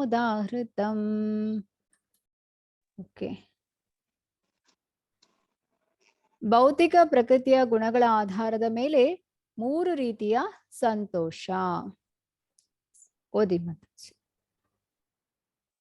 ಯಾವುದು ಪ್ರಾರಂಭದಲ್ಲಿ ವಿಷದಂತಿದ್ದು ಕಡೆಗೆ ಅಮೃತದಂತೆ ಆಗುತ್ತದೆಯೋ, ಯಾವುದು ಆತ್ಮ ಸಾಕ್ಷಾತ್ಕಾರದ ಹಂತಕ್ಕೆ ಜಾಗೃತಗೊಳಿಸುವುದೋ ಅದನ್ನು ಸಾತ್ವಿಕ ಎಂದು ಕರೆಯುತ್ತಾರೆ. ಒಂದು ಬಗೆಯ ಸುಖವು ಇಂದ್ರಿಯಗಳು ತಮ್ಮ ವಸ್ತುವಿನೊಡನೆ ಸಂಪರ್ಕ ಪಡೆಯುವುದರಿಂದ ಉಂಟಾಗುತ್ತದೆ. ಇದು ಪ್ರಾರಂಭದಲ್ಲಿ ಅಮೃತದಂತಿದ್ದು ಕಡೆಗೆ ವಿಷವಾಗುತ್ತದೆ. ಇದು ರಾಜಸ ಗುಣದ ಸುಖ ಎಂದು ಹೇಳಲಾಗುತ್ತದೆ. ಆತ್ಮ ಸಾಕ್ಷಾತ್ಕಾರಕ್ಕೆ ಕುರುಡಾದ ಮೊದಲಿನಿಂದ ಕಡೆಯವರೆಗೆ ಭ್ರಾಂತಿಯೇ ಆದ ಸೋಮಾರಿತನ ಮತ್ತು ಮಾಯೆಯಿಂದ ಉದ್ಭವವಾಗುವ ಸುಖವನ್ನು ತಾಮಸಿಕ ಎಂದು ಕರೆಯುತ್ತಾರೆ. ಸೊ ಇಲ್ಲಿ ಸತ್ವಗುಣದಲ್ಲಿ ಹೇಗೆ ಅಂತ ಹೇಳಿದ್ರೆ, ಈಗ ನೀವೆಲ್ಲರೂ ಕೂಡ ಕೃಷ್ಣ ಪ್ರಜ್ಞೆಗೆ ಬಂದಿದ್ದೀರಿ. ಈಗ 16 ಸುತ್ತು ಜಪ ಮಾಡ್ಬೇಕು. ಈಗ 2.5 ವರ್ಷದಿಂದ ನೀವು ಬೆಳಿಗ್ಗೆ ಭಾಗವತಂ ಕ್ಲಾಸಿಗೆ ಬಂದ್ರೆ ಅಲ್ಲಿ 2.5 ವರ್ಷದಿಂದ ಭಕ್ತರು 16 ಸುತ್ತು ಜಪ ಮಾಡ್ತಾ ಇದ್ದಾರೆ. 60 ರಿಂದ 70 ಜನ ಮಾಡ್ತಾ ಇದ್ದಾರೆ ಕಂಟಿನ್ಯೂಸ್ ಆಗಿ. ಅಂದ್ರೆ 2 ಗಂಟೆ ಬೇಕಾಗ್ತದೆ. ಪ್ರಾರಂಭದಲ್ಲಿ ನಮಗೆ ಹೇಗೆ ಅನಿಸ್ತದೆ ಅಂತ ಹೇಳಿದ್ರೆ, ಇದು ಹೇಗೆಪ್ಪ ಮಾಡೋದು ಅಂತ ಹೇಳಿದ್ರೆ, ಪ್ರಾರಂಭದಲ್ಲಿ ಯಾವಾಗ್ಲೂ ಕಹಿ ಆಗಿರುತ್ತೆ, ನಂತರ ಸಿಹಿ ಅಂತ ಹೇಳಿ ಇಲ್ಲಿ ತಿಳಿಯುವಂಥದ್ದು. ಒಮ್ಮೆ ನಾವು ಅದರಲ್ಲಿ ಫಿಕ್ಸ್ ಆದ್ರೆ ನಮಗೆ ಅದು ಅಮೃತದಂತಿರ್ತದೆ. ಇನ್ನು ರಜೋಗುಣದಲ್ಲಿ ಹೇಗೆ ಅಂತ ಹೇಳಿದ್ರೆ, ಈಗ ನೀವೊಂದು ವೀಕೆಂಡ್ ಅಲ್ಲಿ ಒಂದು ಫ್ಯಾಮಿಲಿ ಪಿಕ್ನಿಕ್ ಈ ರೀತಿಯಾಗಿ ಮಾಡ್ಬೇಕು ಅಂತ ಅನ್ಕೋತೀರಾ ಅಂತ ಹೇಳಿದ್ರೆ, ಹೋಗ್ಬೇಕು ಅನ್ನೋ ಒಂದು ಉತ್ಸಾಹ ಇರುತ್ತೆ, ಸಂತೋಷ ಎಲ್ಲವೂ ಇರುತ್ತೆ. ಆದ್ರೆ ಮತ್ತೆ ಅಲ್ಲಿಂದ ಬಂದ ನಂತರ ಏನಾಗುತ್ತೆ, ಮತ್ತೆ ಅದೇ ಕೆಲಸ ಇದು ಅದರಿಂದ ಬೇಸರ ಆಗುವಂಥದ್ದು. ಆದ್ರೆ ಈ ಸತ್ವಗುಣದಲ್ಲಿ ಹೇಗೆ ಅಂತ ಹೇಳಿದ್ರೆ, ಈಗ ನಾವು ಯಾತ್ರೆಗೆಲ್ಲ ಹೋಗ್ತೇವೆ. ಈಗ ಕಳೆದ ಸಲ ನಾವು ವೃಂದಾವನ ಯಾತ್ರೆ, ಕಳೆದ ಬಾರಿ ಇದು ಮಾಯಾಪುರಿ ಯಾತ್ರೆ, ಪುರಿ ಜಗನ್ನಾಥಿಗೆ ಈ ರೀತಿಯಾಗಿ ಯಾತ್ರೆಗೆ ಹೋದ್ರೆ, ಭಕ್ತರ ಜೊತೆಯಲ್ಲಿ ನಾವು ಯಾತ್ರೆಗೆ ಹೋದಾಗ ಏನಾಗ್ತದೆ, ಅದು ನಮಗೆ ಇವಾಗಲೂ ಕೂಡ ಅದನ್ನು ನೆನಪು ಮಾಡಿದಾಗ ನಮಗೆ ಅದರಿಂದ ಸಂತೋಷ ಸಿಗ್ತದೆ. ಇದು ಸತ್ವಗುಣ ಅಂತ ಹೇಳಲಾಗ್ತದೆ. ಸ್ಪಿರಿಚುವಲ್ ಹ್ಯಾಪಿನೆಸ್ ಅಂತ, ಆಧ್ಯಾತ್ಮಿಕ ಸಂತೋಷ, ಇದರಲ್ಲಿ ಟೋಟಲ್ ಹ್ಯಾಪಿನೆಸ್ ಅನ್ನು ನೋಡ್ಬೋದು ನಾವು. ಇನ್ನು ತಮೋಗುಣದಲ್ಲಿ ಹೇಗೆ, ಇದರಲ್ಲಿ ಈಗ ಸತ್ವಗುಣದಲ್ಲಿ ಪ್ರಾರಂಭದಲ್ಲಿ ವಿಷ ಅಂದ್ರೆ ಕಹಿ, ಕೊನೆಗೆ ಅಮೃತ ಆಗಿರುತ್ತೆ.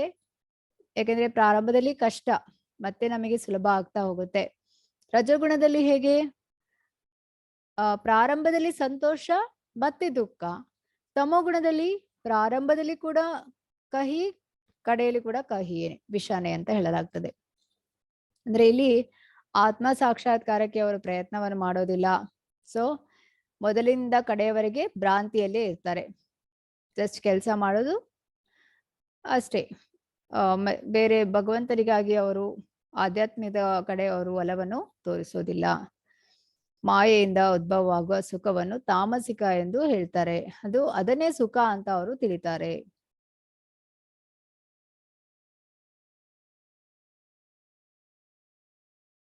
ಸೊ ಇಲ್ಲಿ ಫಲಿತಾಂಶ 18ಕ್ಕೆ ಹತ್ತಿರ ಇದ್ರೆ ಗ್ರೇಟ್ ಅಂತ ಹೇಳಿ, 6ಕ್ಕೆ ಹತ್ತಿರ ಇದ್ರೆ ಗ್ರೇಟ್ ಅಲ್ಲ ಅಂತೇಳಿ, ಮತ್ತೆ ಇನ್ನೊಂದು 12ಕ್ಕೆ ಹತ್ತಿರ ಇದ್ರೆ ನೀವು ಮತ್ತೆ ಇಂಪ್ರೂವ್ ಆಗ್ಬೋದು ಅಂತ ಹೇಳಿ, ಈ ರೀತಿಯಾಗಿ. ಸರ್ವಭೂತೇಷು ಏನೈಕಂ ಭಾವಂ ಅವ್ಯಯಮೀಕ್ಷತೆ ಅವಿಭಕ್ತಂ ವಿಭಕ್ತೇಷು ತಜ್ಞಾನಂ ವಿದ್ಧಿ ಸಾತ್ವಿಕಂ. ಜೀವಿಗಳಲ್ಲಿ ಅಸಂಖ್ಯಾತ ರೂಪಗಳು ಆದರೂ ಅವೆಲ್ಲವುಗಳಲ್ಲಿ ಒಂದೇ ಅಭಿನ್ನ ಆಧ್ಯಾತ್ಮಿಕ ಸ್ವಭಾವವನ್ನು ಕಾಣಿಸಬಲ್ಲ ಜ್ಞಾನವೆಂದರೆ ಸಾತ್ವಿಕ ಎಂದು ನೀನು ಅರ್ಥ ಮಾಡಿಕೊಳ್ಳಬೇಕು. ಸೊ ಇಲ್ಲಿ ಏನು ಹೇಳ್ತಾ ಇದ್ದಾರೆ? ಜೀವಿಗಳಲ್ಲಿ ಅಸಂಖ್ಯಾತ ರೂಪಗಳು ಆದರೂ ಅವೆಲ್ಲವುಗಳಲ್ಲಿ ಒಂದೇ ಅಭಿನ್ನ ಆಧ್ಯಾತ್ಮಿಕ ಸ್ವಭಾವವನ್ನು ಕಾಣಿಸಬಲ್ಲ. ಅಂದ್ರೆ ಈ ಜ್ಞಾನಿಗಳು ಎಲ್ಲಾ ಜೀವಿಗಳಲ್ಲಿ ಆತ್ಮ ಪರಮಾತ್ಮ ಇರುವುದನ್ನು ನೋಡ್ತಾರೆ. ನಾವು ನೋಡುವಾಗ ಇದು ಸಿಂಹ, ಇದು ಆನೆ, ಈ ರೀತಿಯಾಗಿ ನೋಡ್ತೇವೆ. ಆದ್ರೆ ಅವರು ಎಲ್ಲರಲ್ಲಿ ಕೂಡ ಆತ್ಮ ಪರಮಾತ್ಮವನ್ನು ನೋಡ್ತಾರೆ.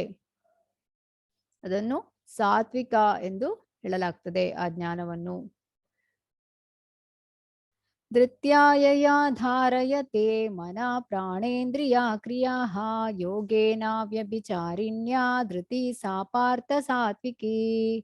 ಪಾರ್ಥನೆ, ಮುರಿಯಲಾಗದ ಸಂಕಲ್ಪ ಒಂದೇ ಸಮನೆ ನಡೆಸುವ ಯೋಗಾಭ್ಯಾಸವು ಎತ್ತಿ ಹಿಡಿಯುವ ಸಂಕಲ್ಪ, ಹೀಗೆ ಮನಸ್ಸು, ಪ್ರಾಣ ಮತ್ತು ಇಂದ್ರಿಯಗಳ ಕರ್ಮಗಳನ್ನು ನಿಯಂತ್ರಿಸುವ ಸಂಕಲ್ಪ, ಇಂತಹ ಸಂಕಲ್ಪವು ಸಾತ್ವಿಕವಾದದ್ದು.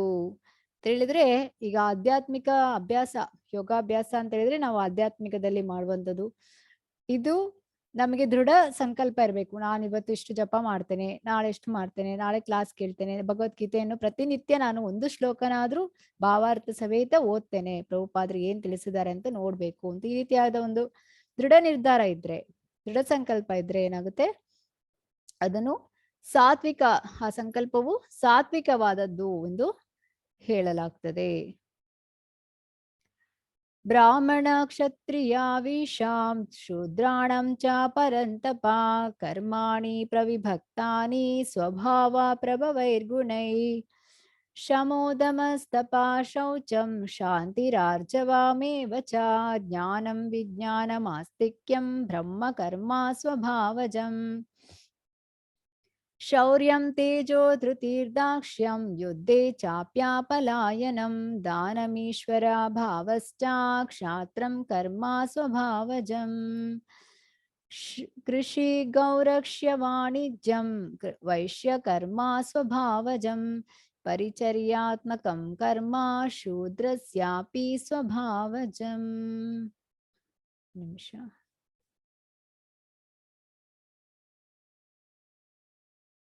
ಇಲ್ಲಿ 4 ರೀತಿಯ ಆಶ್ರಮ, ಅದು ಈ ಒಂದು ಭೌತಿಕ ಆ ಪ್ರಕೃತಿಯ ಗುಣಗಳ ಆಧಾರದ ಮೇಲೆ ಹೇಳಲಾಗ್ತದೆ. ಓದಿ ಮಾತಾಜಿದು ಅನುವಾದ ಮಾತ್ರ.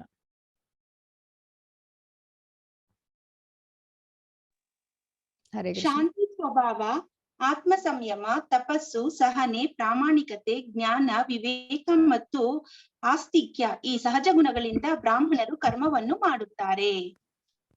ಶೌರ್ಯ, ತೇಜಸ್ಸು, ದೃಢ ಸಂಕಲ್ಪ, ದಕ್ಷತೆ, ಯುದ್ಧದಲ್ಲಿ ಧೈರ್ಯ, ಔದಾರ್ಯ ಮತ್ತು ನಾಯಕತ್ವ ಇವು ಕ್ಷತ್ರಿಯರಿಗೆ ಕೆಲಸ ಮಾಡಲು ಸಹಜ ಗುಣಗಳು. ಕೃಷಿ, ಗೋರಕ್ಷಣೆ ಮತ್ತು ವಾಣಿಜ್ಯ ಇವು ವೈಶ್ಯರಿಗೆ ಸಹಜವಾದ ಕೆಲಸ. ಶ್ರಮ ಮತ್ತು ಇತರರ ಸೇವೆ ಇವು ಶೂದ್ರರಿಗೆ ಸಹಜವಾದದ್ದು. ಇಲ್ಲಿ ಬ್ರಾಹ್ಮಣನ ಒಂದು ಕ್ವಾಲಿಟಿ ಏನಾಗಿರ್ತದೆ, ಜನ್ಮನ ಜಾಯತೆ ಶೂದ್ರ ಅಂದ್ರೆ ಜನ್ಮದಿಂದ ಎಲ್ಲರೂ ಕೂಡ ಶೂದ್ರರು. ಸಂಸ್ಕಾರ ಭವೇ ದ್ವಿಜ, ಸಂಸ್ಕಾರದಿಂದ ಬ್ರಾಹ್ಮಣರಾಗುವಂಥದ್ದು. ಹಾಗಾಗಿ ಬ್ರಾಹ್ಮಣ ಕ್ವಾಲಿಟಿ ಅಂತ ಹೇಳಿದ್ರೆ ತಪಸ್ಸು, ಬೆಳಿಗ್ಗೆ ಬೇಗ ಇಡುವಂಥದ್ದು, ಪ್ರಾಮಾಣಿಕತೆ, ಭಗವದ್ಗೀತೆಯ ಜ್ಞಾನ, ವಿವೇಕ, ಆಸ್ತಿಕ್ಯ, ಇದು ಎಲ್ಲವೂ ಕೂಡ ನೋಡ್ಬೋದು.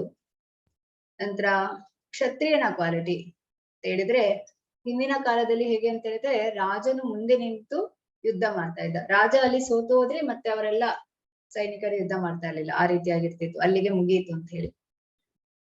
ಆದ್ರೆ ಇವಾಗ ಬದಲಾವಣೆ ಆಗಿದೆ ನೋಡ್ಬೋದು. ಕ್ಷತ್ರಿಯ ಅಂತ ಹೇಳಿದ್ರೆ ಪ್ರಜೆಗಳ ರಕ್ಷಣೆ ಮಾಡುವಂಥದ್ದು. ನಂತರ ತಮೋಗುಣದ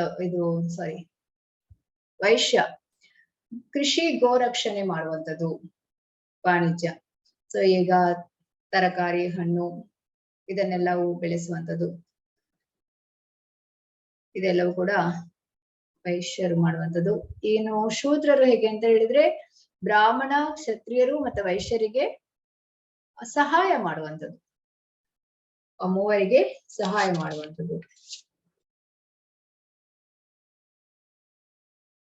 ಸೊ ಇಲ್ಲಿ ಹಿಂದೆ ಹೇಗಿತ್ತು ಅಂತ ಹೇಳಿದ್ರೆ ಗುರುಕುಲ ಎಜುಕೇಶನ್ ಇತ್ತು. ಅಲ್ಲಿ ಗುರು ನಿರ್ಧರಿಸ್ತಾ ಇದ್ರು, ಅವರಲ್ಲಿ ಬ್ರಾಹ್ಮಣ ಕ್ವಾಲಿಟಿ ಇದ್ರೆ ಅವರು ಬ್ರಾಹ್ಮಣ, ಕ್ಷತ್ರಿಯ ಕ್ವಾಲಿಟಿ ಇದ್ರೆ ಕ್ಷತ್ರಿಯ, ವೈಶ್ಯ ಕ್ವಾಲಿಟಿ ಇದ್ರೆ ವೈಶ್ಯ, ಶೂದ್ರ ಕ್ವಾಲಿಟಿ ಇದ್ರೆ ಶೂದ್ರ ಅಂತ ಹೇಳಿ.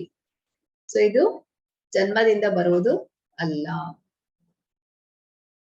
ಯಥಾ ಪ್ರವೃತ್ತಿ ಭೂತಾನಾಂ ಏನ ಸರ್ವಾಮಿದಂ ತತಂ ಸ್ವಕರ್ಮಣ ತಮಭ್ಯರ್ಚ್ಯ ಸಿದ್ಧಿಂ ವಿಂದತಿ ಮಾನವಃ.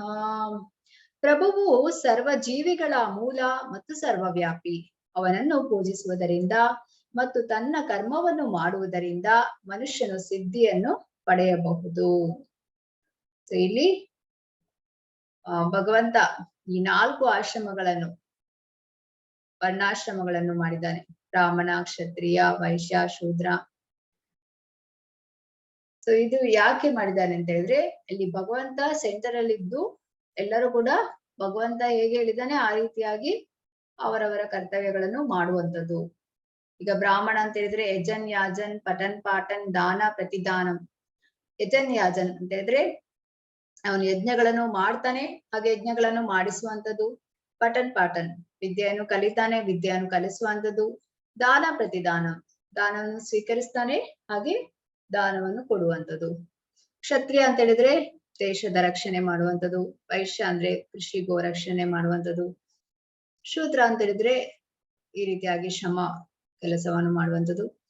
ಅಂದ್ರೆ ಇಲ್ಲಿ ನೋಡ್ಬೋದು ನೀವು, ಈಗ ಉದಾಹರಣೆಗೆ ರೈತ, ಅವನು ಆ ಬೆಳೆ ಬೆಳೆಯುವ ಮೊದಲು ಭಗವಂತನಿಗೆ ಆ ಒಂದು ವಂದನೆಯನ್ನು, ಪ್ರಣಾಮವನ್ನು, ಪ್ರಾರ್ಥನೆಯನ್ನು ಸಲ್ಲಿಸ್ತಾನೆ. ನಂತರ ಬೆಳೆ ಏನು ಬರುತ್ತೆ ಅದರ ನಂತರ ಕೂಡ ಆ ಭಗವಂತನಿಗೆ ಕೃತಜ್ಞತೆಯನ್ನು ಸಲ್ಲಿಸ್ತಾನೆ. ಈ ರೀತಿಯಾಗಿ ಕೃಷ್ಣನನ್ನು ಸೆಂಟ್ರಲ್ ಇಟ್ಕೊಂಡು ಈ 4 ವರ್ಗದವರು ಮಾಡ್ತಾ ಇದ್ರು ಅಂತ ಹೇಳಲಾಗ್ತದೆ. ಪ್ರಭುಪಾದರು ಇಡುವಂಥದ್ದು ಬ್ರಾಹ್ಮಣ ಅಂದ್ರೆ ತಲೆ, ಕ್ಷತ್ರಿಯ ಅಂದ್ರೆ ಕೈ, ವೈಶ್ಯ ಅಂದ್ರೆ ಹೊಟ್ಟೆ, ಶೂದ್ರ ಅಂದ್ರೆ ಕಾಲು. ಈಗ ದೇಹಕ್ಕೆ ಎಲ್ಲಾ ಅಂಗಾಂಗಗಳು ಬೇಕು. ಸೊ ಅದೇ ರೀತಿ ತಲೆ ಮತ್ತೆ ಕೈ, ಈಗ ಇಂಪಾರ್ಟೆಂಟ್ ಯಾವುದು, ತಲೆ ಆದ್ಮೇಲೆ ಕೈ, ಮತ್ತೆ ಹೊಟ್ಟೆ, ಮತ್ತೆ ಕಾಲು, ಈ ರೀತಿಯಾಗಿ. ಸೊ ಇಲ್ಲಿ ಕೃಷ್ಣ ವರ್ಣಾಶ್ರಮವನ್ನು ಸೃಷ್ಟಿಸಿದ್ದೆ ಯಾಕೆ ಅಂತ ಹೇಳಿದ್ರೆ ಕೃಷ್ಣ ಸೆಂಟರ್ ಅಲ್ಲಿ ಇರ್ಬೇಕು ಅಂತ ಹೇಳಲಾಗ್ತದೆ. ಸೊ ಭಗವಂತನಿಗೆ ನಾವು ಆ ಒಂದು ಕೃತಜ್ಞತೆಯನ್ನು ಸಲ್ಲಿಸಿ ನಮ್ಮ ಯಾವುದೇ ಕೆಲಸ ಕಾರ್ಯಗಳು ಮಾಡಿದ್ರೆ ಅದು ಸಕ್ಸಸ್ ಆಗುವಂಥದ್ದು. ಭಗವಂತನ ಅನುಗ್ರಹ ಇರುತ್ತೆ ಅಲ್ಲಿ. ಶ್ರೇಯಾನ್ ಸ್ವಧರ್ಮೋ ವಿಗುಣಃ ಪರಧರ್ಮಾತ್ ಸನುಷ್ಠಿತಾತ್ ಸ್ವಭಾವನಿಯತಂ ಕರ್ಮ ಕುರ್ವನ್ನಾಪ್ನೋತಿ ಕಿಲ್ಬಿಷಂ. ಪರಧರ್ಮವನ್ನು ಸ್ವೀಕರಿಸಿ ಅದನ್ನು ಪರಿಪೂರ್ಣವಾಗಿ ಮಾಡುವುದಕ್ಕಿಂತ ಸ್ವಧರ್ಮವನ್ನು ಅಪರಿಪೂರ್ಣವಾಗಿ ಮಾಡುವುದೇ ಶ್ರೇಯಸ್ಕರ. ತನ್ನ ಸ್ವಭಾವಕ್ಕನುಗುಣವಾಗಿ ವಿಧಿಸಿದ ಕರ್ತವ್ಯಗಳನ್ನು ಮಾಡಿದಾಗ ಪಾಪಕರ ಪ್ರತಿಕ್ರಿಯೆಗಳಾಗುವುದಿಲ್ಲ. ಹೇಳಿದ್ರೆ ಇಲ್ಲಿ ಪ್ರತಿಯೊಬ್ಬರಲ್ಲಿ ಕೂಡ ಒಂದೊಂದು ಪ್ರತಿಭೆ ಇರುತ್ತೆ, ಅದನ್ನು ಭಗವಂತನ ಸೇವೆಗಾಗಿ ಉಪಯೋಗಿಸುವಂಥದ್ದು. ಈಗ ಇಲ್ಲಿ ಏನ್ ಹೇಳ್ತಾ ಇದಾರೆ, ಇವನು ಏನ್ ಹೇಳ್ತಾ ಇದ್ದಾನೆ ಅಂತ ಹೇಳಿದ್ರೆ, ಆನೆಗೆ, ಮೀನಿಗೆ, ನಾಯಿಗೆ ಮರ ಹತ್ಲಿಕ್ಕೆ ಹೇಳ್ತಾ ಇದ್ದಾನೆ. ಆದ್ರೆ ಇಲ್ಲಿ ಆ ಒಂದು ಮಂಗನಿಗೆ ಮಾತ್ರ ಮರ ಹತ್ಲಿಕ್ಕೆ ಆಗುವಂತದ್ದು. ಹಾಗಾಗಿ ಪರಧರ್ಮವನ್ನು ಸ್ವೀಕರಿಸ್ಬಿಟ್ಟು ಅದನ್ನ ಅರ್ಧ ಮಾಡೋದಕ್ಕಿಂತ, ಪರಿಪೂರ್ಣವಾಗಿ ಮಾಡುವುದಕ್ಕಿಂತ, ಪರಧರ್ಮವನ್ನು ಸ್ವೀಕರಿಸಿ ಅದನ್ನು ಪರಿಪೂರ್ಣವಾಗಿ ಮಾಡುವುದಕ್ಕಿಂತ ಸ್ವಧರ್ಮವನ್ನು ಅಪರಿಪೂರ್ಣವಾಗಿ ಮಾಡುವುದೇ ಶ್ರೇಯಸ್ಕರ. ಅಂದ್ರೆ ಎಲ್ಲರಿಗೂ ಕೂಡ ಅದೇ ಒಂದೊಂದು ಪ್ರತಿಭೆ ಇರುತ್ತೆ, ಅದ್ರಲ್ಲಿಯೇ ಮುಂದುವರಿಲಿಕ್ಕೆ ಆಗ್ತದೆ. ಸೊ ನಮ್ಮದು ಯಾವುದು ಸ್ವಭಾವ ಇದೆ ಅದೇ ಪ್ರಕಾರ ಮಾಡಿದ್ರೆ ನಮಗೆ ಒಳ್ಳೆ ಫಲಿತಾಂಶ ಬರುತ್ತೆ ಅಂತ ಹೇಳಿ ಇಲ್ಲಿ ಹೇಳಲಾಗ್ತದೆ. ಅಸಕ್ತ ಬುದ್ಧಿ ಸರ್ವತ್ರ ಜಿತಾತ್ಮ ವಿಗತ ಸ್ಪೃಹ ನೈಷ್ಕರ್ಮ್ಯ ಸಿದ್ಧಿಂ ಪರಮಾಂ ಸನ್ಯಾಸೇನಾಧಿಗಚ್ಚತಿ. ಅಗ್ನಿಯು ಹೊಗೆಯಿಂದ ಆವೃತವಾದಂತೆ ಪ್ರತಿಯೊಂದು ಪ್ರಯತ್ನವು ಯಾವುದಾದರೂ ದೋಷದಿಂದ ಆವೃತವಾಗಿರುತ್ತದೆ. ಕುಂತಿಯ ಮಗನಾದ ಅರ್ಜುನನೇ, ಮನುಷ್ಯನ ಸ್ವಧರ್ಮದಿಂದ ಬರುವ ಕರ್ಮವು ದೋಷದಿಂದ ಕೂಡಿದ್ದರೂ ಅದನ್ನು ಬಿಡಬಾರದು. ಇಲ್ಲಿ ಅಗ್ನಿಯು ಹೊಗೆಯಿಂದ ಆವೃತವಾದಂತೆ ಹೇಳಿದ್ರೆ, ಕಟ್ಟಿಗೆಯನ್ನು ಉರಿಸಿದಾಗ ಅಲ್ಲಿ ಹೊಗೆ ಬರ್ತಾ ಇದೆ ಅಂತ ಹೇಳಿದ್ರೆ ಅದು ಅಗ್ನಿ ಉರಿಯುತ್ತೆ ಅಂತ ಲೆಕ್ಕ. ಅದೇ ರೀತಿ ಆ ಹೊಗೆಯನ್ನು ನಾವು ದೋಷ ಅಂತ ಹೇಳಲಾಗುವುದಿಲ್ಲ. ಅದೇ ರೀತಿ ಪ್ರತಿಯೊಂದು ಪ್ರಯತ್ನವು ಯಾವುದಾದ್ರೂ ದೋಷದಿಂದ ಆವೃತವಾಗಿರ್ತದೆ. ಈಗ ಹೊಗೆ ಬರೋದು ಅಂತ ಹೇಳಿದ್ರೆ ಅದು ನಮ್ಗೆ ತೊಂದರೆ ಆಗ್ತದೆ. ಅದೇ ರೀತಿ ಯಾವುದೇ ಕೆಲಸ ಮಾಡಿದ್ರು ಕೂಡ ಅದರಲ್ಲಿ ದೋಷದಿಂದ ಇರುತ್ತೆ. ಹಾಗಾಗಿ ಇಲ್ಲಿ ಹೇಳುವಂಥದ್ದು, ಮನುಷ್ಯನ ಸ್ವಧರ್ಮದಿಂದ ಬರುವ ಕರ್ಮವು ದೋಷದಿಂದ ಕೂಡಿದ್ರೂ ಕೂಡ ಅದನ್ನ ಬಿಡಬಾರದು. ಬ್ರಹ್ಮಭೂತ ಪ್ರಸನ್ನಾತ್ಮ ನ ಶೋಚತಿ ನ ಕಾಂಕ್ಷತಿ ಸಮಾ ಸರ್ವೇಷು ಭೂತೇಷು ಮದ್ಭಕ್ತಿಂ ಲಭತೆ ಪರಾಂ. ಹೀಗೆ ಆಧ್ಯಾತ್ಮಿಕ ನೆಲೆಯಲ್ಲಿರುವವನು ಕೂಡಲೇ ಪರಮ ಬ್ರಹ್ಮನ ಸಾಕ್ಷಾತ್ಕಾರವನ್ನು ಪಡೆಯುತ್ತಾನೆ ಮತ್ತು ಸಂಪೂರ್ಣವಾಗಿ ಪ್ರಸನ್ನನಾಗುತ್ತಾನೆ. ಅವನು ಯಾವಾಗಲೂ ಶೋಕಿಸುವುದಿಲ್ಲ ಅಥವಾ ಏನನ್ನು ಬಯಸುವುದಿಲ್ಲ. ಅವನು ಎಲ್ಲಾ ಜೀವಿಗಳನ್ನು ಒಂದೇ ಸಮನಾಗಿ ಕಾಣುತ್ತಾನೆ. ಇಂತಹ ಸ್ಥಿತಿಯಲ್ಲಿ ಅವನು ನನ್ನ ಪರಿಶುದ್ಧ ಭಕ್ತಿ ಸೇವೆಯನ್ನು ಪಡೆಯುತ್ತಾನೆ. ಸೊ ಇವರು ಬ್ರಹ್ಮನ್ ಸ್ಥಿತಿಗೆ ಬಂದ್ರೆ ಏನಾಗುತ್ತೆ, ಯಾವಾಗ್ಲೂ ಪ್ರಸನ್ನರಾಗಿರ್ತಾರೆ, ಯಾವುದಕ್ಕೂ ಶೋಕಿಸೋದಿಲ್ಲ, ಏನನ್ನು ಕೂಡ ಬಯಸೋದಿಲ್ಲ. ಎಲ್ಲಾ ಜೀವಿಗಳನ್ನು ಸಮಾನವಾಗಿ ಕಾಣುವಂಥದ್ದು, ಎಲ್ಲಾ ಜೀವಿಗಳಲ್ಲಿ ಆತ್ಮ ಪರಮಾತ್ಮನನ್ನು ನೋಡ್ತಾರೆ. ಸಮಾ ಸರ್ವೇಷು ಭೂತೇಷು, ಎಲ್ಲಾ ಜೀವಿಗಳನ್ನು ಒಂದೇ ಸಮನಾಗಿ ಕಾಣ್ತಾನೆ. ಇಂತಹ ಸ್ಥಿತಿಯಲ್ಲಿ ಅವನು ನನ್ನ ಪರಿಶುದ್ಧ ಭಕ್ತಿ ಸೇವೆಯನ್ನು ಪಡೆಯುತ್ತಾನೆ. ಬ್ರಹ್ಮಭೂತ ಅಂತ ಹೇಳಿದ್ರೆ ನಾನು ಈ ದೇಹವಲ್ಲ, ನಾನು ಆತ್ಮ. ಸೊ ಇದು ಈ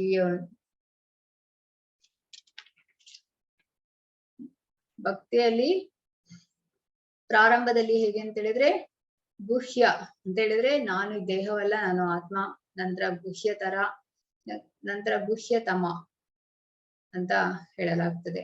ಇಲ್ಲಿ ಬ್ರಹ್ಮಭೂತ ಹಂತ ಅಂತ ಹೇಳಿದ್ರೆ ನಾನು ದೇಹವಲ್ಲ, ನಾನು ಆತ್ಮ ಅಂತೇಳಿ. ನ ಶೋಚತಿ ಅಂತ ಹೇಳಿದ್ರೆ, ಈಗ ನೀವು ಭಕ್ತರಿಗೆ ಒಂದು 1 ಲಕ್ಷ ಕೊಟ್ಟರು ಕೂಡ ಅವ್ರು ಮತ್ತೆ ನೀವು ಅದನ್ನು ಹೋಗಿ ತಕೊಂಡ್ರೆ ಅವ್ರಿಗೇನ್ ಬೇಸರ ಆಗೋದಿಲ್ಲ, ಮತ್ತೆ ಅದನ್ನು ಕೊಡ್ತಾರೆ, ಯಾವ್ದನ್ನು ಕೂಡ ಬಯಸುದಿಲ್ಲ. ಹಾಗೆ ಸಮಾ ಸರ್ವೇಷು, ಎಲ್ಲಾ ಒಂದು ಜೀವಿಗಳನ್ನು ಒಂದೇ ರೀತಿ ನೋಡುವಂಥದ್ದು. ಈ ನೆಲೆಯಲ್ಲಿ ನಾವಿದ್ರೆ ನಮ್ಗೆ ಭಕ್ತಿ ಮಾಡ್ಲಿಕ್ಕೆ ಆಗುತ್ತದೆ.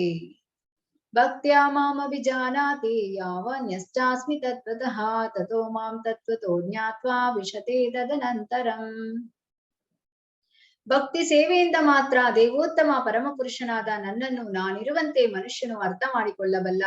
ಇಂತಹ ಭಕ್ತಿಯಿಂದ ಮನುಷ್ಯನು ನನ್ನ ಪೂರ್ಣ ಪ್ರಜ್ಞೆಯನ್ನು ಪಡೆದಾಗ ಭಗವದ್ಧಾಮವನ್ನು ಪ್ರವೇಶಿಸಬಲ್ಲ.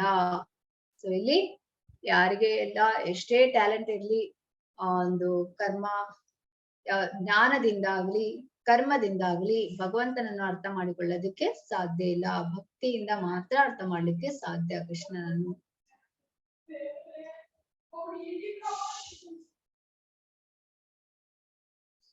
ಹಾಗೆ ಭಕ್ತಿಯಿಂದ ಅರ್ಥ ಮಾಡಿದ್ರೆ ಮಾತ್ರ ಭಗವಂತನ ಧಾಮಕ್ಕೆ ಹೋಗ್ಲಿಕ್ಕೆ ಸಾಧ್ಯ ಇದೆ. ಸರ್ವಕರ್ಮಾಣ್ಯಪಿ ಸದಾ ಕುರ್ವಾಣೋ ಮದ್ವ್ಯಪಾಶ್ರಯಃ ಮತ್ಪ್ರಸಾದವಾಪ್ನೋತಿ ಶಾಶ್ವತಂ ಪದಮವ್ಯಯಂ. ನನ್ನ ಪರಿಶುದ್ಧ ಭಕ್ತನು ಎಲ್ಲಾ ಬಗೆಯ ವ್ಯಾಪಾರಗಳಲ್ಲಿ ನಿರತನಾಗಿದ್ದರೂ ನನ್ನ ರಕ್ಷಣೆಯಲ್ಲಿ ನನ್ನ ಕೃಪೆಯಿಂದ ಶಾಶ್ವತವೂ ಅವ್ಯಯವೂ ಆದ ನಿವಾಸವನ್ನು ಸೇರುತ್ತಾನೆ.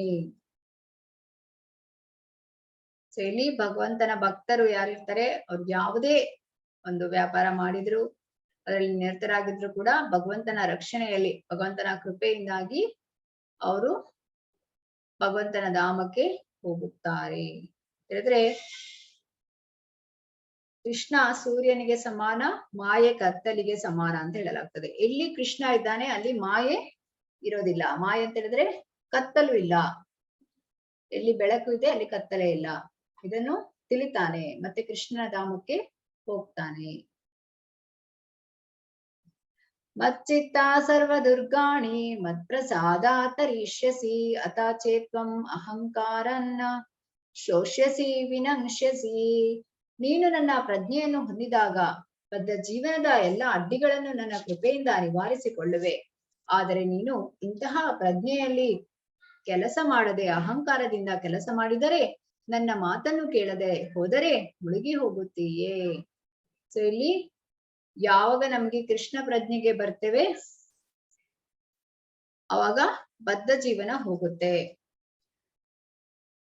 ಈಗ ಹೆಚ್ಚಿನವರು ಕೃಷ್ಣನ ಮಾತನ್ನು ಕೇಳೋದಿಲ್ಲ, ಹಾಗಾಗಿ ಅವ್ರು ಏನಾಗ್ತಾರೆ, ಮುಳುಗಿ ಹೋಗ್ತಾರೆ. ಅಭಕ್ತರು. ಭಕ್ತರು ಮಾತ್ರ ಈ ಒಂದು ಐಹಿಕ, ಈ ಒಂದು ಜನನ ಮೃತ್ಯು, ಜನ್ಮ ಮೃತ್ಯು, ಜರ ವ್ಯಾಧಿ, ರೋಗ ಬರುವಂತದ್ದು, ಮುಪ್ಪಾಗುವಂಥದ್ದು, ಇದರಿಂದೆಲ್ಲ ಪಾರಾಗ್ತಾರೆ. ಯಾಕಂದ್ರೆ ಭಗವಂತನ ಧಾಮಕ್ಕೆ ಹೋಗ್ತಾರೆ. ಯಾರು ಭಗವಂತನಿಗೆ ಶರಣಾಗೋದಿಲ್ಲ, ಭಗವಂತನ ಮಾತನ್ನು ಕೇಳೋದಿಲ್ಲ, ಅಹಂಕಾರದಿಂದ ಕೆಲಸ ಮಾಡ್ತಾರೆ, ಅವರು ಮುಳುಗಿ ಹೋಗುತ್ತಾರೆ. ಈಶ್ವರ ಸರ್ವಭೂತಾನಾಂ ಹೃದ್ದೇಶೇ ಅರ್ಜುನ ತಿಷ್ಠತಿ ಭ್ರಾಮಯನ್ ಸರ್ವಭೂತಾನಿ ಯಂತ್ರಾರೂಢಾನಿ ಮಾಯೆಯಾ. ಅರ್ಜುನನೇ, ಪರಮ ಪ್ರಭುವು ಪ್ರತಿಯೊಬ್ಬನ ಹೃದಯದಲ್ಲಿಯೂ ಇದ್ದಾನೆ. ಐಹಿಕ ಶಕ್ತಿಯಿಂದ ಮಾಡಿದ ಯಂತ್ರದಲ್ಲಿ ಕುಳಿತವರಂತೆ ಇರುವ ಎಲ್ಲಾ ಜೀವಿಗಳ ತಿರುಗಾಟವನ್ನು ನಿರ್ದೇಶಿಸುತ್ತಿದ್ದಾನೆ.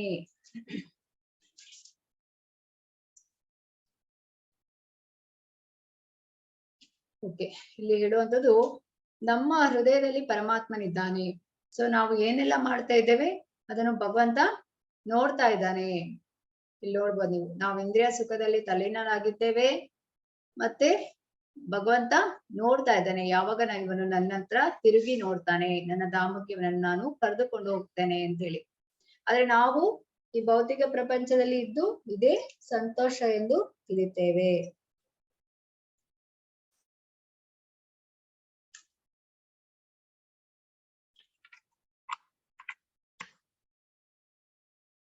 ಓಕೆ, ತಮೇವ ಶರಣಂ ಗಚ್ಚ ಸರ್ವಭಾವೇನ ಭಾರತ ತತ್ಪ್ರಸಾದಾತ್ ಪರಾಂ ಶಾಂತಿಂ ಸ್ಥಾನಂ ಪ್ರಾಪ್ಸ್ಯಸಿ ಶಾಶ್ವತಂ. ಭರತ ವಂಶದಲ್ಲಿ ಶ್ರೇಷ್ಠನಾದವನೇ, ಸಂಪೂರ್ಣವಾಗಿ ಅವನಿಗೆ ಶರಣಾಗತನಾಗು.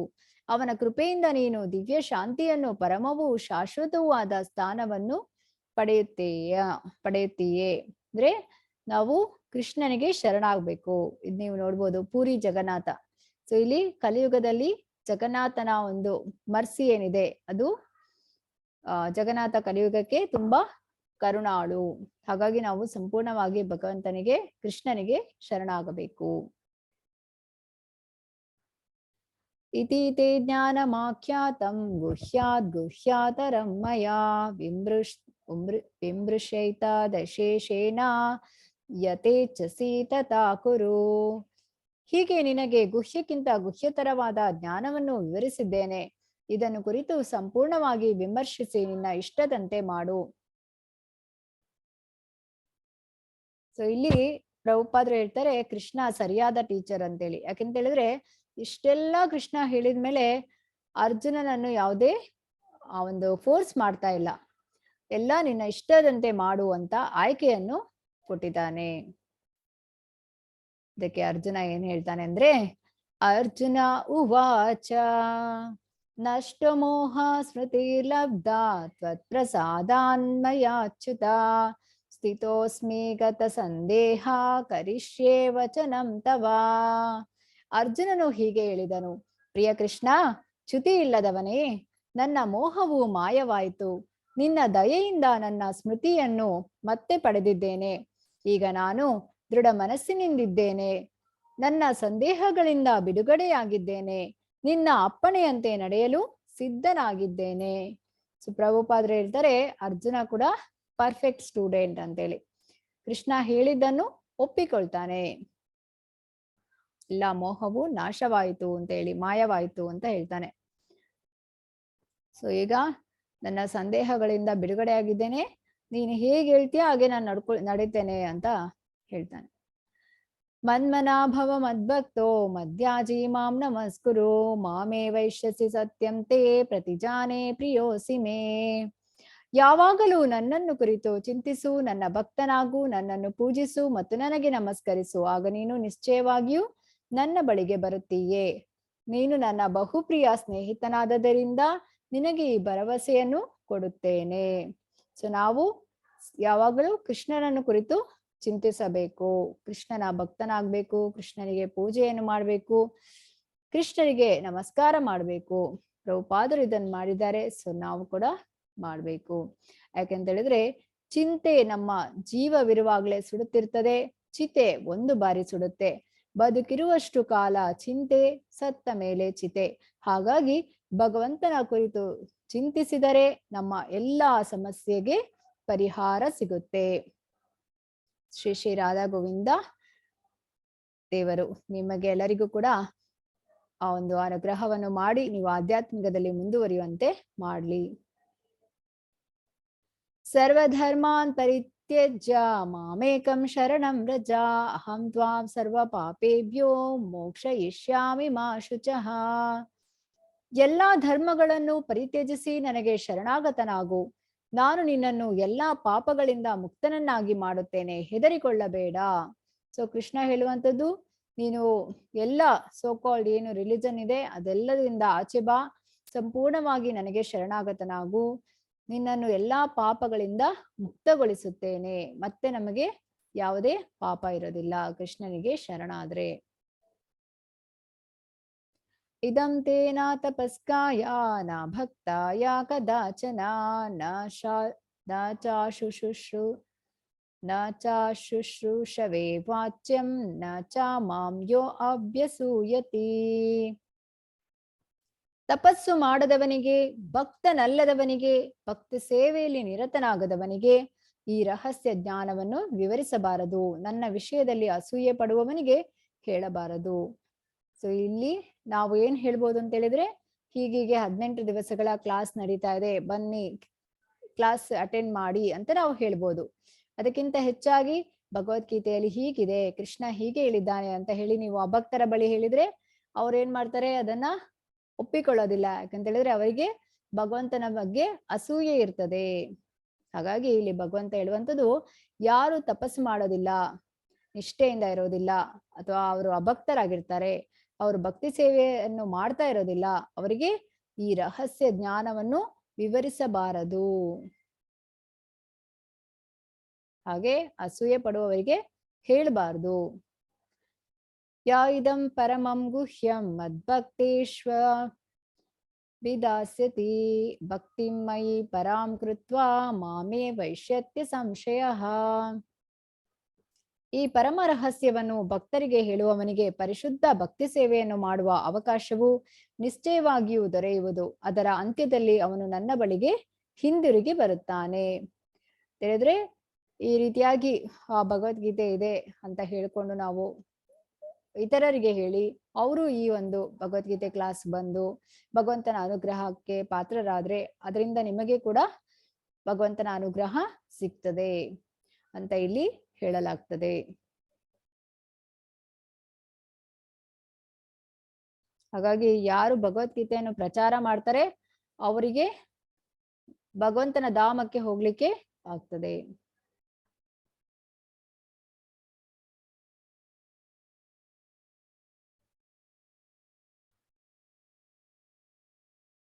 ನ ಚ ತಸ್ಮಾನ್ ಮನುಷ್ಯೇಷು ಕಶ್ಚಿನ್ಮೇ ಪ್ರಿಯಕೃತ್ತಮಃ ಭವಿತಾ ನ ಚ ಮೇ ತಸ್ಮಾದನ್ಯಃ ಪ್ರಿಯತರೋ ಭುವಿ.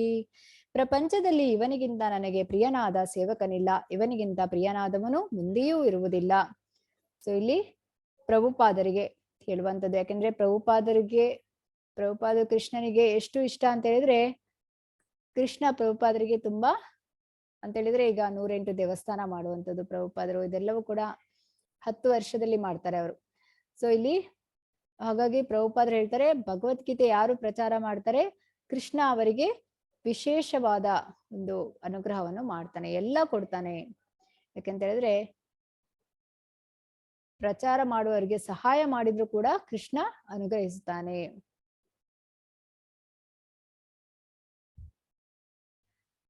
ಅದ್ಯೇಷ್ಯತೆ ಚಾಯ ಇಮಂ ಧರ್ಮ್ಯಂ ಸಂವಾದಂ ಅವಯೋಹೋ ಜ್ಞಾನಯಜ್ಞೇನ ತೇನಾಹಂ ಇಷ್ಟಾಸ್ಯಾಮಿತಿ ಮೇ ಮತಿಃ.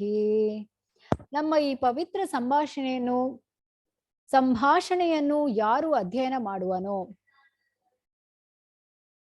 ಅವನು ತನ್ನ ಬುದ್ಧಿಶಕ್ತಿಯಿಂದ ನನ್ನನ್ನು ಪೂಜಿಸುತ್ತಾನೆ. ಯಾರು ಈ ಒಂದು ಭಗವದ್ಗೀತೆಯ 18 ದಿವಸಗಳ ಕಾಲ ಕೇಳ್ತಾರೆ, ಭಗವದ್ಗೀತೆಯ ಪುಸ್ತಕವನ್ನು ಓದ್ತಾರೆ, ಸೊ ಯಾರು ಇದನ್ನು ಅಧ್ಯಯನ ಮಾಡ್ತಾರೆ, ಈ ಕೃಷ್ಣ ಅರ್ಜುನರ ಸಂಭಾಷಣೆಯನ್ನು, ಅವರು ಭಗವಂತನನ್ನು ಪೂಜಿಸಲು ಶುರು ಮಾಡ್ತಾರೆ ಅವರ ಬುದ್ಧಿಶಕ್ತಿಯಿಂದ. ಅಂದ್ರೆ ಅವರು ಕೃಷ್ಣನನ್ನು ಒಪ್ಪಿಕೊಳ್ತಾರೆ, ದೇವೋತ್ತಮ ಪರಮಪುರುಷ ಅಂತ ಹೇಳಿ.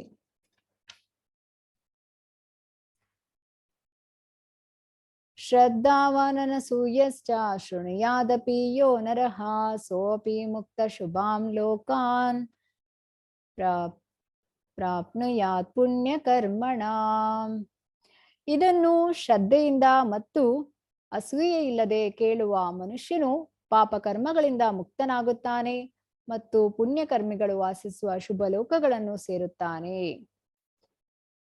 ಯಾರು ಈ ಒಂದು ಭಗವದ್ಗೀತೆಯನ್ನು ಪೂರ್ತಿ ನಂಬಿಕೆಯಿಂದ ಭಗವಂತನಲ್ಲಿ ಯಾವುದೇ ಅಸೂಯೆ ಇಲ್ಲದೆ ಕೇಳ್ತಾರೆ, ಅವರು ಪಾಪ ಕರ್ಮಗಳಿಂದ ಮುಕ್ತರಾಗ್ತಾರೆ ಮತ್ತು ಪುಣ್ಯ ಕರ್ಮಿಗಳು ವಾಸಿಸುವ ಶುಭ ಲೋಕಗಳನ್ನು ಸೇರುತ್ತಾರೆ, ಊರ್ಧ್ವ ಲೋಕಕ್ಕೆ ಹೋಗ್ತಾರೆ. ಸಂಜಯ ಉವಾಚ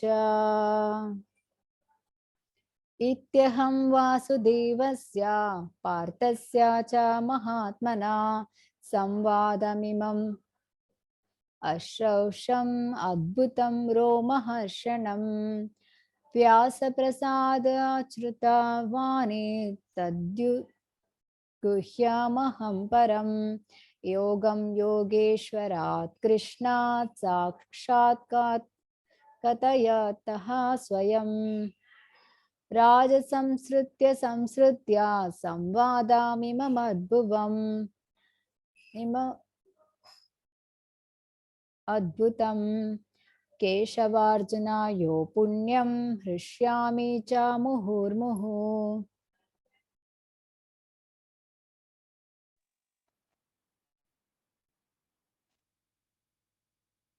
ಸಂಜಯನು ಹೀಗೆ ಹೇಳಿದನು, ಇಬ್ಬರು ಮಹಾತ್ಮರಾದ ಕೃಷ್ಣ ಮತ್ತು ಅರ್ಜುನರ ಸಂಭಾಷಣೆಯನ್ನು ಹೀಗೆ ಕೇಳಿದನು. ಈ ಸಂವಾದವು ಎಷ್ಟು ಅದ್ಭುತವಾದುದೆಂದರೆ ನನಗೆ ರೋಮಾಂಚನವಾಗಿದೆ. ಇಲ್ಲಿ ಸಂಜಯನಿಗೆ ಕೃಷ್ಣ ಅರ್ಜುನರ ಸಂವಾದವನ್ನು ಕೇಳಿ ತುಂಬಾ ರೋಮಾಂಚನ ಆಗಿದೆ. ವ್ಯಾಸರ ಕೃಪೆಯಿಂದಾಗಿ ನಾನು ಈ ಅತ್ಯಂತ ರಹಸ್ಯವಾದ ಮಾತುಗಳನ್ನು ಯೋಗೇಶ್ವರನಾದ ಕೃಷ್ಣನು ಸ್ವತಃ ಅರ್ಜುನನಿಗೆ ಹೇಳುತ್ತಿರುವಾಗ ನೇರವಾಗಿ ಕೇಳಿದ್ದೇನೆ. ಸೊ ಇಲ್ಲಿ ಸಂಜಯರಿಗೆ ವ್ಯಾಸರ ಪರಮ ಶಿಷ್ಯ ಆಗಿರ್ತಾನೆ ಸಂಜಯ, ಹಾಗಾಗಿ ವ್ಯಾಸರು ದಿವ್ಯ ದೃಷ್ಟಿಯನ್ನು ಕೊಟ್ಟಿರ್ತಾರೆ. ಹಾಗಾಗಿ ಇಲ್ಲಿ ವ್ಯಾಸರಿಗೆ ಒಂದು ಕೃತಜ್ಞತೆಯನ್ನು ಸಲ್ಲಿಸುವಂಥದ್ದು, ಅವರ ಕೃಪೆಯಿಂದಾಗಿ ಅವರನ್ನು ಗ್ಲೋರಿಫೈ ಮಾಡುವಂಥದ್ದು, ಕೃಪೆಯಿಂದಾಗಿ ಈ ಒಂದು ಅತ್ಯಂತ ರಹಸ್ಯವಾದ ಮಾತುಗಳನ್ನು ನನಗೆ ಕೇಳೋದಕ್ಕಾಯ್ತು ಅಂತ ಹೇಳಿ. ಅರಸನೇ ಅಂದ್ರೆ ಧೃತರಾಷ್ಟ್ರನಿಗೆ ಹೇಳುವಂಥದ್ದು, ಕೃಷ್ಣಾರ್ಜುನರ ನಡುವಣ ಅದ್ಭುತವೂ ಪವಿತ್ರವೂ ಆದ ಸಂಭಾಷಣೆಯನ್ನು ಮತ್ತೆ ಮತ್ತೆ ಸ್ಮರಿಸಿಕೊಂಡು ಆನಂದ ಪಡುತ್ತಿದ್ದೇನೆ. ಪ್ರತಿ ಕ್ಷಣವೂ ನನಗೆ ರೋಮಾಂಚನವಾಗ್ತಿದೆ. ಆ ಕೃಷ್ಣಾರ್ಜುನರ ಒಂದು ಸಂಭಾಷಣೆ ಅದು ಪವಿತ್ರವಾಗಿರ್ತದೆ, ಅದ್ಭುತವಾಗಿರ್ತದೆ. ಸೊ ಅದನ್ನು ಸ್ಮರಿಸಿಕೊಂಡು ಮತ್ತೆ ಮತ್ತೆ ಸಂತೋಷ ಪಡ್ತಾ ಇದ್ದಾನೆ ಸಂಜಯ, ರೋಮಾಂಚನ ಆಗ್ತಾ ಇದೆ ಅವರಿಗೆ. ತಚ್ಚ ಸಂಸ್ಕೃತ್ಯ ರೂಪಂ ಅತ್ಯದ್ಭುತಂ ಹರೇ ವಿಸ್ಮಯೋ ಮೇ ಮಹಾನ್ ರಾಜನ್ ದೃಶ್ಯಾಮಿ ಚ ಪುನಃ ಪುನಃ. ರಾಜನೇ, ಶ್ರೀಕೃಷ್ಣನ ಅದ್ಭುತ ರೂಪವನ್ನು ನಾನು ಮತ್ತೆ ಮತ್ತೆ ಸ್ಮರಿಸಿದಂತೆಲ್ಲ ನನ್ನ ವಿಸ್ಮಯವು ಹೆಚ್ಚುತ್ತಿದೆ. ನಾನು ಮತ್ತೆ ಮತ್ತೆ ಹರ್ಷ ಪಡುತ್ತಿದ್ದೇನೆ. ಭಗವಂತನ ರೂಪವನ್ನು ಕೂಡ ನೋಡ್ತಾ ಇದ್ದಾನೆ, ಅವನು ನೋಡಿದ್ದ. ಸೊ ಹಾಗಾಗಿ ಅವನಿಗೆ ಮತ್ತೆ ಮತ್ತೆ ಆಶ್ಚರ್ಯ ಆಗ್ತಾ ಇದೆ, ಸಂತೋಷ ಆಗ್ತಾ ಇದೆ. ಅದನ್ನು ಧೃತರಾಷ್ಟ್ರನ ಬಳಿ ಹೇಳ್ತಾ ಇದ್ದಾನೆ. ಯತ್ರ ಯೋಗೇಶ್ವರ ಕೃಷ್ಣೋ ಯತ್ರ ಪಾರ್ಥೋ ಧನುರ್ಧರ ತತ್ರ ಶ್ರೀರ್ವಿಜಯೋ ಭೂತಿರ್ಧ್ರುವ ನೀತಿರ್ಮತಿರ್ಮಮ. ಯೋಗೇಶ್ವರನಾದ ಕೃಷ್ಣನು ಎಲ್ಲಿರುವನೋ ಮತ್ತು ಎಲ್ಲಿ ಧನುರ್ಧಾರಿಯಾದ ಅರ್ಜುನನಿರುವನೋ ಅಲ್ಲಿ ನಿಶ್ಚಯವಾಗಿಯೂ ಸಿರಿ, ವಿಜಯ, ಅಸಾಧಾರಣ ಶಕ್ತಿ ಮತ್ತು ನೀತಿ ಇವುಗಳು ಇರುತ್ತವೆ. ಇದು ನನ್ನ ಅಭಿಪ್ರಾಯ. ಸೊ ಇಲ್ಲಿ ಸಂಜಯ ಮುಕ್ತಾಯ ಮಾಡ್ತಾ ಇದ್ದಾನೆ. ಏನ್ ಹೇಳ್ತಾ ಇದ್ದಾನೆ? ಎಲ್ಲಿ ಭಗವಂತ ಇದ್ದಾನೆ, ಎಲ್ಲಿ ಅರ್ಜುನ ಇರ್ತಾರೆ, ಅಲ್ಲಿ ವಿಜಯ ಖಂಡಿತ, ಜಯ ಖಂಡಿತ ಅಂತ ಹೇಳಿ, ಅಲ್ಲಿ ಧರ್ಮವು ಇರ್ತದೆ, ಧರ್ಮದ ಸ್ಥಾಪನೆ ಆಗ್ತದೆ ಅಂತ ಹೇಳಿ ಅರ್ಜುನ ಹೇಳ್ತಾ ಇದ್ದಾನೆ. ಓಕೆ, ಹರೇ ಕೃಷ್ಣ. ಸೊ ಇದರ ಜೊತೆಗೆ ನಾವು ಇವತ್ತು ಅಕ್ಷಯ ತೃತೀಯ ಬಗ್ಗೆ ತಿಳಿದುಕೊಳ್ಳಲಿದ್ದೇವೆ. ಒಂದು 5 ನಿಮಿಷ.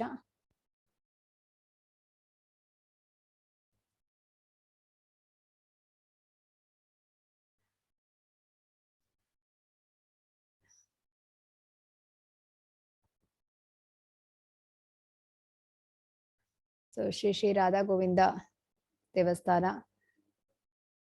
ಈಗ ಸ್ಯಾಟರ್ಡೆ ಅಂದ್ರೆ ಈಗ ಶನಿವಾರ ರಥೋತ್ಸವ ಇರುತ್ತೆ, 22ನೇ ತಾರೀಕು.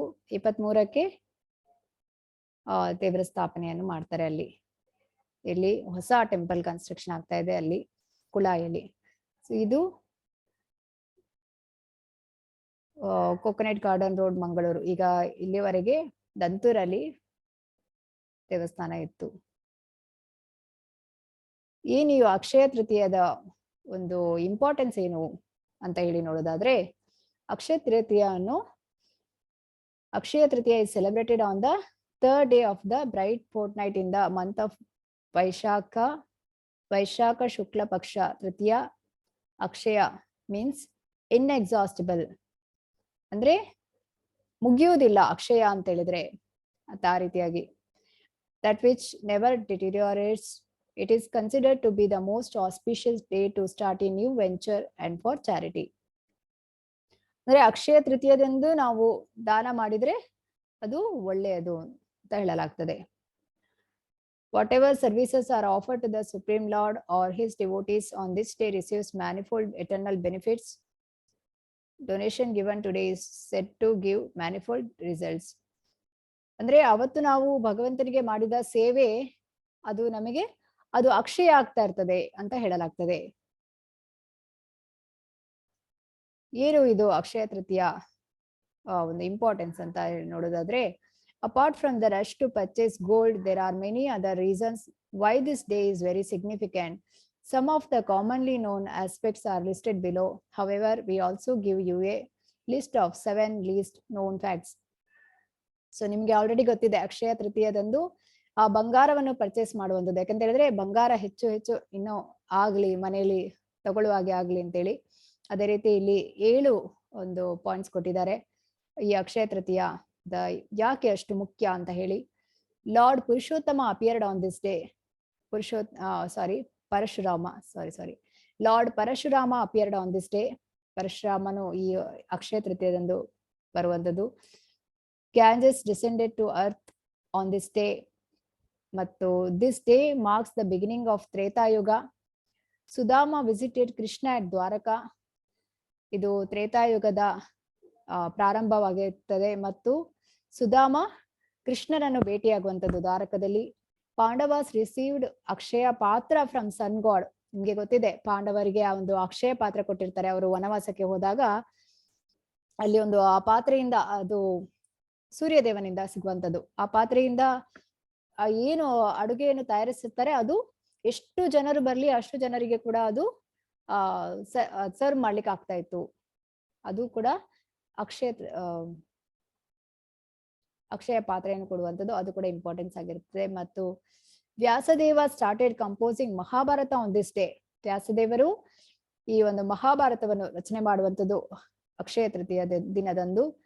Kubera received his wealth and position as custodian of wealth from goddess Lakshmi. ಕುಬೇರನಿಗೆ ಆ ಒಂದು ಐಶ್ವರ್ಯ ಸಿಗುವಂತದ್ದು ಆ ದಿನವೇ. It is said that goddess Annapurna Devi appeared on this day. Annapurna ದೇವಿ ಕೂಡ ಆ ಅಕ್ಷಯ ತೃತೀಯದಿಂದ ಬರುವಂತದ್ದು. Simhachalam. So Simhachalam, Andhra Pradesh is the abode of Lord Narsimha. The deity of Lord Narsimha is always covered with sandal paste. On the day of Akshaya Tritiya, which occurs 11 days before Narsimha Jayanti, the appearance day of Lord Narsimha, the sandal paste is removed and Abhishekam is performed. This is the only day the devotees will get to see the form of the Lord. On the same evening, the deity is again covered with the sandal paste. ಇದು ಆ ಅಕ್ಷಯ ತೃತೀಯದಂದು ಮಾತ್ರ, ಯಾವುದು ನರಸಿಂಹ ಜಯಂತಿಯ ಬರುವ ಮೊದಲು 11 days before Narasimha ಜಯಂತಿ ಸಾರಿ ಅಂದ್ರೆ Narasimha ಭಗವಂತರ appearance day, ಅದಕ್ಕಿಂತ 11 ದಿನದಕ್ಕಿಂತ ಮುಂಚೆ ಈ ಏನು ಆಂಧ್ರ ಪ್ರದೇಶದಲ್ಲಿ ಸಿಂಹಾಚಲಂ ಇದೆ ಅದಕ್ಕೆ ಈ ಸ್ಯಾಂಡಲ್ ಪೇಸ್ಟ್ ಇರುತ್ತೆ, ಅದನ್ನ ತೆಗೆದ್ಬಿಟ್ಟು ಅಭಿಷೇಕ ಮಾಡ್ತಾರೆ. ನಂತರ ಮತ್ತೆ ಆ ಸ್ಯಾಂಡಲ್ ಪೇಸ್ಟ್ ಅನ್ನು ಹಾಕುವಂಥದ್ದು. ಅದೇ ಸೇಮ್ ಅವತ್ತೇ ಸಂಜೆ ವಿಗ್ರಹಗಳಿಗೆ ಈ ರೀತಿಯಾಗಿ ಮಾಡ್ತಾರೆ ವಿಗ್ರಹಕ್ಕೆ. Jagannath Puri. Every year the Ratha Yatra festival is celebrated at Jagannath Puri. The 3 chariots of Jagannath, Nandi Gosha, Baladeva, Taladwaja and Subhadra, Darpadalana, are newly constructed every year with the wood of specific trees. The construction of the chariots for Ratha Yatra begins on the day of Akshaya Tritiya. So ಪ್ರತಿ ವರ್ಷ ಈ ಬಲ್ದೇವ್ ಸುಭದ್ರ ಜಗನ್ನಾಥನ ಒಂದು ಆ ಮರದಿಂದ ಕೆತ್ತನೆಯನ್ನು ಏನ್ ಮಾಡ್ತಾರೆ, ಆ ಡಿಟೀಸ್ ಅನ್ನು ಅದನ್ನ ಪ್ರತಿ ವರ್ಷ ಮಾಡುವಂಥದ್ದು. ನ್ಯೂಲಿ ಕನ್ಸ್ಟ್ರಕ್ಟೆಡ್ ಎವ್ರಿ ಇಯರ್, ಹೊಸದಾಗಿ ಕನ್ಸ್ಟ್ರಕ್ಟ್ ಮಾಡ್ತಾರೆ ರಥಯಾತ್ರೆಗೆ. ಇದು ಕೂಡ ಅಕ್ಷಯ ತೃತೀಯದಂದೇ ಮಾಡುವಂಥದ್ದು. ಇನ್ನು ರೇಮುನಾ ಕ್ಷೀರಚೋರ Gopinath. In the temple of Kshirachora Gopinatha, Remuna, Orissa, the deities of Madana Mohana, Govinda and Gopinatha are smeared with sandalwood pulp on this auspicious day of Akshaya Tritiya. So ಇದು ಕ್ಷೀರಚೋರ ಗೋಪಿನಾಥ, ಇದು ಎಲ್ಲಿದೆ? ಒರಿಸ್ಸಾದಲ್ಲಿ, ರೇಮುನಾ. So ಇಲ್ಲಿ ಮದನ ಮೋಹನ, ಗೋವಿಂದ ಮತ್ತು ಗೋಪಿನಾಥ ಈ ವಿಗ್ರಹಗಳಿಗೆ ಒಂದು ಸ್ಯಾಂಡಲ್ವುಡ್ ಪಲ್ಪ್, ಗಂಧದ ಆ ಒಂದು sandalwood pulp on the auspicious of day Akshaya Tritiya ಅದನ್ನು ಅಲ್ಲಿ ಆಗ್ತದೆ. This tradition is being followed from the time of Shri Madhavendra Puri, one of the acharyas in the Gaudiya Vaishnava sampradayas who travelled from Vrindavan to Jagannath Puri on the order of Gopala deity to collect sandalwood and camphor. ಇಲ್ಲಿ ಮಾಧವೇಂದ್ರ ಪುರಿ, ಹಿಂಗೆ ಈಗಾಗಲೇ ಗೊತ್ತಿದೆ, ಮಾಧವೇಂದ್ರ ಪುರಿ ಬಗ್ಗೆ ನಾವು ವಿವರಿಸಿದ್ದೇವೆ ಅಂತ ಹೇಳಿದ್ರೆ ಅವ್ರ ಬಗ್ಗೆ ಹೇಳಿದ್ದೇವೆ. ಅವರು ಆಧ್ಯಾತ್ಮಿಕದಲ್ಲಿ ಮಹಾರಾಜ ಅಂತ ಹೇಳಲಾಗ್ತದೆ. ಸೊ ಭಗವಂತನೇ ಅವರಿಗಾಗಿ ಹಾಲನ್ನು ತರುವಂಥದ್ದು, ಅದಕ್ಕೆ ಕ್ಷೀರಚೋರ್ ಗೋಪಿನಾಥ್ ಅಂತ ಹೇಳುವಂಥದ್ದು, ಅವರಿಗೆ ಹಾಲನ್ನು ಬಚ್ಚಿಡುವಂಥದ್ದು. ಆ ರೀತಿಯಾಗಿ ಭಗವಂತ ಅವರನ್ನು ಭಕ್ತನನ್ನು ಗ್ಲೋರಿಫೈ ಮಾಡುವಂಥದ್ದು. ಆವಾಗ ಅವರು ಆ ಒಂದು ಪ್ಲೇಸ್ ಅನ್ನು ಬಿಟ್ಟು ಹೋಗುವಂಥದ್ದು. ಈ ರೀತಿಯಾಗಿ ಅವರು ಏನ್ ಹೇಳ್ತಾನೆ ಗೋಪಿನಾಥ್ ಅಂತ ಹೇಳಿದ್ರೆ, ನನಗೆ ಸ್ಯಾಂಡಲ್ವುಡ್ ತಗೊಂಡ್ ಬಾ, ಗಂಧ ತಗೊಂಡ್ ಬಾ ಅಂತ ಹೇಳಿ ಕಳಿಸುವಂಥದ್ದು. ಸೊ ಹಾಗಾಗಿ ಅಲ್ಲಿ ಸ್ಯಾಂಡಲ್ವುಡ್ ಮತ್ತು ಕ್ಯಾಂಫರ್, ಕರ್ಪೂರ ತರ್ಲಿಕ್ಕೆ ಹೇಳುವಂಥದ್ದು. On the way back the deity of Gopala ordered Madhavendra Puri to grind the sandalwood with camphor and apply it to the Gopinath deity, because the deity of Gopala and Gopinath are non-different. So ಅವತ್ತೇ ಆ ಒಂದು Sandalwood ತಂದು ಅದನ್ನು ಕರ್ಪೂರದೊಂದಿಗೆ ರುಬ್ಬಿ ಅದನ್ನು mix ಮಾಡಿ ಅದನ್ನು ಆ ಗೋಪಿನಾಥ ಡಿಟಿಗೆ ಹಚ್ಚಲಿಕ್ಕೆ ಹೇಳುವಂಥದ್ದು.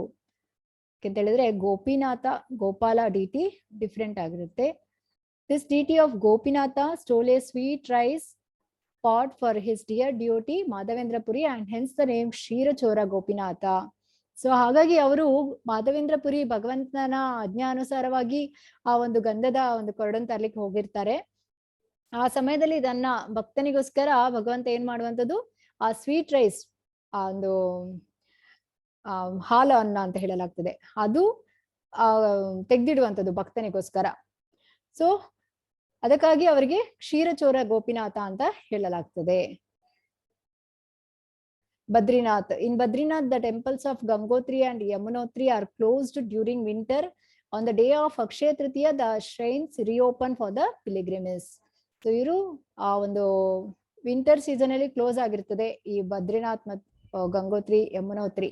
ಬದ್ರಿನಾಥದಲ್ಲಿ ಗಂಗೋತ್ರಿ ಮತ್ತು ಯಮುನೋತ್ರಿ ದೇವಸ್ಥಾನಗಳು ಮಂದಿರಗಳು ಕ್ಲೋಸ್ ಆಗಿರ್ತದೆ. ಸೊ ಅಕ್ಷಯ ತೃತೀಯದಂದು ಅದನ್ನು ಓಪನ್ ಮಾಡಲಾಗ್ತದೆ ಯಾತ್ರಾರ್ಥಿಗಳು ದರ್ಶನ ಮಾಡ್ಲಿ ಅಂತೇಳಿ. Kumbakonam, the temple city celebrates Garuda ವಾಹನ ಸೇವಾ for Vishnu ಡಿಟೀಸ್ Perumal from 12 different temples. Chakrapani, Sarangapani, Varadaraja, Valvil Raman, etc. Garuda, also known as Vainateya, the son of Vinata, is the bird carrier of Lord Vishnu. He is the king of the birds. Khagendra, in the Vedic literature, it is stated that the two wings of Garuda are two divisions of the Samaveda known Brihat and Ratantara. The vibration generated by the flapping of his wings from the basis of Samaveda mantras visit Kumbhakonam on the auspicious day of Akshaya Tritiya to have darshan of Dwadasha Garuda Seva. So ಇಲ್ಲಿ ಗರುಡ ಅದರ ಒಂದು wings ಏನಿದೆ ಆ ರೆಕ್ಕೆಯು ಹೀಗೆ ಬೀಸಿದಾಗ ಬರುವಂತ ಒಂದು ಮಂಗಳಕರವಾದದ್ದು ಇದು. ಹಾಗಾಗಿ ಕುಂಭಕೋಣಮನ್ನು ನೀವು ಅಕ್ಷಯ ತೃತೀಯದಂದು ಭೇಟಿ ಕೊಡ್ಬೇಕು, ಅಲ್ಲಿಗೆ ಯಾತ್ರೆಗೆ ಹೋಗುವಂಥದ್ದು. ಯಾಕಂದ್ರೆ ದ್ವಾದಶ ಗರುಡ ಸೇವಾ ಅನ್ನೋ ಒಂದು ದರ್ಶನ ಪಡೆಯೋದಕ್ಕೋಸ್ಕರ. Srila Prabhupada incorporated the League of Devotees. Did you know Srila Prabhupada is the founder Acharya of ISKCON, the International Society for Krishna Consciousness? Before starting ISKCON, Srila Prabhupada incorporated a society in India called the League of Devotees at Jhansi on the auspicious day of Akshaya Tritiya, 16th May in the year 1953. Prabhupadaru ಈ international society for Krishna consciousness, Krishna ಪ್ರಜ್ಞೆ, ಆ ಒಂದು ಅಂತಾರಾಷ್ಟ್ರೀಯ ಕೃಷ್ಣ ಪ್ರಜ್ಞಾ ಆಂದೋಲನವನ್ನು ಸ್ಥಾಪನೆ ಮಾಡುವ ಮೊದಲು ಭಾರತದಲ್ಲಿ ಲೀಗ್ ಆಫ್ ಡಿವೋಟೀಸ್ ಅಂತ ಹೇಳಿ ಝಾನ್ಸಿಯಲ್ಲಿ ಈ ಒಂದು ಅಕ್ಷಯ ತೃತೀಯದಂದೇ 16th May 1953 ಅಲ್ಲಿ ಅವರು ಶುರು ಮಾಡಿರ್ತಾರೆ. 5 things you must do on Akshaya Tritiya. Glorify the Supreme Lord who appeared as Parashurama. Yes, ಇಲ್ಲಿ 5 ವಿಷಯಗಳು ನೀವು ಮಾಡಬೇಕು ಅಕ್ಷಯ ತೃತೀಯದಂದು. ಭಗವಂತನನ್ನು ಹೊಗಳುವಂಥದ್ದು, ಭಗವಂತನ ಮಹಿಮೆಯನ್ನು ಹೊಗಳುವಂಥದ್ದು. ಪರಶುರಾಮನಾಗಿ ಬಂದಿದ್ದಾರೆ. ಸೊ ಇಲ್ಲಿ ನತ್ರಿಯ ರುಧಿರ ಮಯಿ ಜಗತ್ ಅಪಘಾತ ಪಾಪಂ ಸ್ನಪಯಸಿ ಪಯಸಿ ಸಮಿತ ಭವತಾಪಂ ಕೇಶವ ಧೃತ ಭೃಗುಪತಿ ರೂಪ ಜಯ ಜಗದೀಶ ಹರೇ.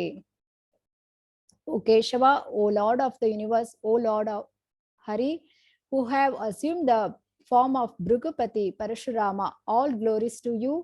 At Kurukshetra, you bathe the earth in the rivers of blood from the bodies of the demonic Kshatriyas that you have slain. The sins of the world are washed away by you, and because of you, people are relieved from the blazing fire of material existence.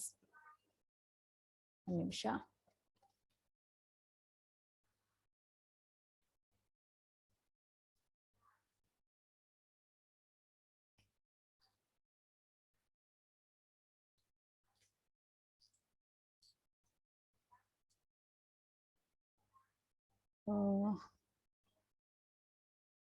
Okay. ಕ್ಷತ್ರಿಯ ರುಧಿರಮಯಿ ಜಗದಪಗತ ಪಾಪಂ ಸ್ನಪಯಸಿ ಪಯಸಿ ಕ್ಷಮಿತ ಭವತಾಪಂ ಕೇಶವಧೃತ ಭೃಗುಪತಿ ರೂಪ ಜಯ ಜಗದೀಶ ಹರೇ. So ಭೃಗುಪತಿ ರೂಪವನ್ನು ಧರಿಸಿರುವ ಕೇಶವನೇ, ಓ ಜಗದೀಶನೇ, ಓ ಹರಿ, ನಿನಗೆ ಜಯವಾಗಲಿ. ನೀನು ಖಂಡಿಸಿದ ಅಸುರರಂತಹ ಕ್ಷತ್ರಿಯರ ಶರೀರಗಳಿಂದ ಬಂದ ರಕ್ತದಿಂದ ಕುರುಕ್ಷೇತ್ರದ ಹತ್ತಿರದ ಭೂಮಿಯನ್ನು ಅಭಿಷೇಕ ಮಾಡಿದೆ. ನೀನು ಜಗತ್ತಿನಲ್ಲಿನ ಪಾಪಗಳನ್ನು ತೊಡೆದು ಹಾಕುತ್ತೀಯೇ.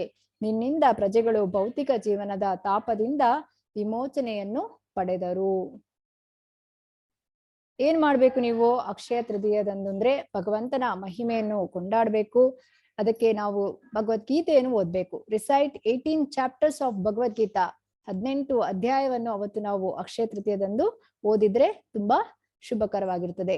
It is believed that Vyasadeva, the great sage who is the literacy incarnation of the supreme lord, started composing Mahabharata on the auspicious day of Akshaya Tritiya. So ಇಲ್ಲಿ ವ್ಯಾಸದೇವರು ಅಂತ ಹೇಳಿದ್ರೆ ಭಗವಂತನ ಅವತಾರ. ಸೊ ಅವರು ಮಹಾಭಾರತವನ್ನು ಸ್ಟಾರ್ಟ್ ಮಾಡುವಂಥದ್ದು ಈ ಒಂದು ಅಕ್ಷಯ ತೃತೀಯದ ಮಂಗಳಕರವಾದ ಒಂದು ದಿನದಂದು. Mahabharata is considered to be the 5th Veda and it contains Bhagavadgita, the essence of all vedic literatures. So ಮಹಾಭಾರತದ್ದು 5th ವೇದ ಅಂತ ಹೇಳಲಾಗ್ತದೆ. ಐದನೇ ಇಟ್ ಕಂಟೈನ್ಸ್ ಭಗವದ್ಗೀತಾ, ಮಹಾಭಾರತದಲ್ಲಿ ಭಗವದ್ಗೀತಾ ಇದೆ. The essence of all vedic literatures. It is said that the effects of the past sinful reactions will not act upon one who reads Bhagavad Gita sincerely with all seriousness. So to get rid of the material dirt accumulated from our previous births, we should take bath in the holy water of Bhagavad Gita. So Bhagavad Gita ಅನ್ನು ನಾವು ಓದುವುದರಿಂದ ಏನಾಗುತ್ತೆ, ನಮ್ಮ ಈ ಎಷ್ಟೇ ಒಂದು ಪಾಪಗಳು ಇರಲಿ ಅದೆಲ್ಲವೂ ಕೂಡ ಹೋಗುತ್ತೆ, ನಾಶವಾಗುತ್ತೆ. Our oblations to the forefathers, ಪಿತೃಗಳಿಗೆ ತರ್ಪಣವನ್ನು ಬಿಡುವಂಥದ್ದು. One should perform shraddha ceremony on the Akshaya Tritiya day. ಇದು ಶ್ರೀಮದ್ ಭಾಗವತಮನಲ್ಲಿ 7ನೇ ಸ್ಕಂದದ 14ನೇ ಅಧ್ಯಾಯದ 21ನೇ ಶ್ಲೋಕದಲ್ಲಿ ಹೇಳಿದೆ. On the auspicious day of Akshaya Tritiya you may offer oblations to your departed forefathers to save them from sufferings due to various types of sinful reactions. ಅವ್ರಿಗೆ ತರ್ಪಣ ಬಿಡೋದ್ರಿಂದ ಈ ಎಲ್ಲ ಪಾಪ ಪ್ರತಿಕ್ರಿಯೆಗಳಿಂದ ಬಿಡುಗಡೆಯನ್ನು ಹೊಂದಲಿಕ್ಕೆ ಸಾಧ್ಯ ಇದೆ. ಪಿತೃಗಳಿಗೆ ತರ್ಪಣವನ್ನು ನೀಡುವಂಥದ್ದು. Annadana, distribute prasadam, spiritual food offer to lord. ಅನ್ನದಾನ ಮಾಡುವಂಥದ್ದು ಅಕ್ಷಯ ತೃತೀಯದಂದು ತುಂಬಾ ಮಂಗಳಕರವಾಗಿರ್ತದೆ. Donate towards charitable causes. It is advertised that buying gold on the day of Akshaya Tritiya will make you rich. ಈಗ ನೀವು ಏನು ಬಂಗಾರವನ್ನು ಪರ್ಚೇಸ್ ಮಾಡ್ತೀರಾ ಅಕ್ಷಯ ತೃತೀಯದಂದು, ಅದು ನಿಮಗೆ ನಿಮ್ಮನ್ನು ಶ್ರೀಮಂತರಾಗಲಿಕ್ಕೆ ಅನುಕೂಲ ಮಾಡಿಕೊಡುತ್ತೆ. However, this is not a fact as per Vedic scriptures. ಅದು ಇದರಲ್ಲಿ ಬರ್ದಿಲ್ಲ, ಶಾಸ್ತ್ರದಲ್ಲಿ ಉಲ್ಲೇಖಿಸಿಲ್ಲ ಆಕ್ಚುಲಿ ಅದು. So traditionally, the rulers and rich people of the society used to perform sacrifices, yajna, and distribute their wealth in charity on such auspicious days. ಏನ್ ಮಾಡ್ತಾರೆ ಅಂತ ಹೇಳಿದ್ರೆ, ಈ ಒಂದು ಶ್ರೀಮಂತರು ಅವರು ಆ ದಿನ ಯಜ್ಞವನ್ನು ಮಾಡುವಂಥದ್ದು ಹಾಗೂ ದಾನವನ್ನು ಮಾಡ್ತಾರೆ. Charitable activities can be performed out of compassion to the poor or for the spiritual upliftment of oneself. ಬಡವರಿಗೆ ಒಂದು ಸಹಾಯವನ್ನು ಮಾಡುವಂಥದ್ದು, ಇಲ್ಲ ಆಧ್ಯಾತ್ಮಿಕದಲ್ಲಿ ನಾವು ಮುಂದುವರಿಬೇಕು ಅಂತ ಹೇಳಿದ್ರೆ ನಾವು ಕೃಷ್ಣ ಭಕ್ತರಿಗೆ ಸಹಾಯವನ್ನು ಮಾಡುವಂಥದ್ದು, ವೈಷ್ಣವರಿಗೆ ಸಹಾಯವನ್ನು ಮಾಡುವಂಥದ್ದು. ಅದರಿಂದ ನಾವು ಏನಾಗ್ತೇವೆ, ಈ ಒಂದು ಜನ್ಮ ಮೃತ್ಯು ಜರಾವ್ಯಾಧಿಯಿಂದ ನಮಗೆ ಬಿಡುಗಡೆ ಹೊಂದಲಿಕ್ಕೆ ಸಾಧ್ಯತೆ ಇದೆ. ಇನ್ Bhagavad Gita it is recommended that one should perform charity without expecting any returns at a proper time. So ಇಲ್ಲಿ ನಾವು ದಾನ ಮಾಡೋದು ಅಂತ ಹೇಳಿದ್ರೆ ನಮಗೆ ಅದರಿಂದ ಯಾವುದೇ ರಿಟರ್ನ್ ಫಲಿತಾಂಶ ಏನು ಬೇಡ, ನಾವು ಯಾವುದೇ ಎಕ್ಸ್ಪೆಕ್ಟೇಷನ್ ಇಟ್ಟುಕೊಳ್ಳದೆ ಮಾಡುವಂಥದ್ದು. ಇದನ್ನು ಭಗವದ್ಗೀತೆಯಲ್ಲಿ ಹೇಳಲಾಗ್ತದೆ. Solar eclipse, lunar eclipse and various other auspicious muhurtas like Akshaya Tritiya, and place in a place of pilgrimage or in temples, and to a worthy person, a qualified Brahmana or a Vaishnava devotee. It is also said that one should never abandon yajna, dana, tapa, karma, prescribed duties of performing sacrifice, charity, austerity.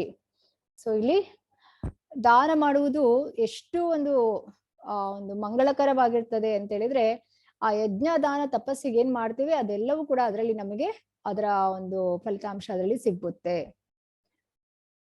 Best charity ಅಂತ ಹೇಳಿದ್ರೆ for Krishna conscious endeavours, Krishna ಭಕ್ತರಿಗೆ ಸಹಾಯ ಮಾಡುವಂಥದ್ದು, ವೈಷ್ಣವರಿಗೆ ಸಹಾಯ ಮಾಡುವಂಥದ್ದು.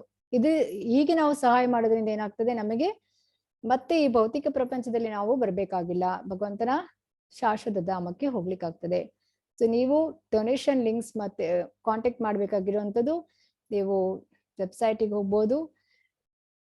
ISKCON Mangaluru Akshaya Tritiya ಮಹಾನದಾನ್ ಮತ್ತು ಶ್ರೀವಾಸಂಗನ್ ಕೇತನ್ ದಾಸ್ ಪ್ರಭು ಶ್ರೀಧರ್ ಪ್ರಭು ಅವರನ್ನು contact ಮಾಡ್ಬೋದು. ಫಾರ್ ಡೊನೇಷನ್ ಎನ್ಕ್ವೈರೀಸ್ ನಿಮ್ಗೆ ಇಲ್ಲಿ ನಂಬರ್ ಕೊಡಲಾಗ್ತದೆ. ಇದು ನಿಮಗೆ ಗ್ರೂಪ್ ಅಲ್ಲಿ ಕೂಡ ಶೇರ್ ಮಾಡಲಾಗ್ತದೆ. ಓಕೆ, ಹರೇ ಕೃಷ್ಣ. ಇವತ್ತಿನ ಅಧ್ಯಾಯಕ್ಕೆ ಸಂಬಂಧಪಟ್ಟ ಹಾಗೆ ಯಾರ್ದಾರು ಪ್ರಶ್ನೆ ಇದ್ರೆ ಹ್ಯಾಂಡ್ ರೈಸ್ ಮಾಡಿ ಕೇಳಿ. ಹರೇ ಕೃಷ್ಣ ಕೃಷ್ಣ ಕೃಷ್ಣ ಹರೇ ಹರೇ, ಹರೇ ರಾಮ ರಾಮ ರಾಮ ಹರೇ ಹರೇ. ಶ್ರೀಲ ಪ್ರಭುಪಾದ ಕಿ ಜೈ. ಹರೇ ಕೃಷ್ಣ.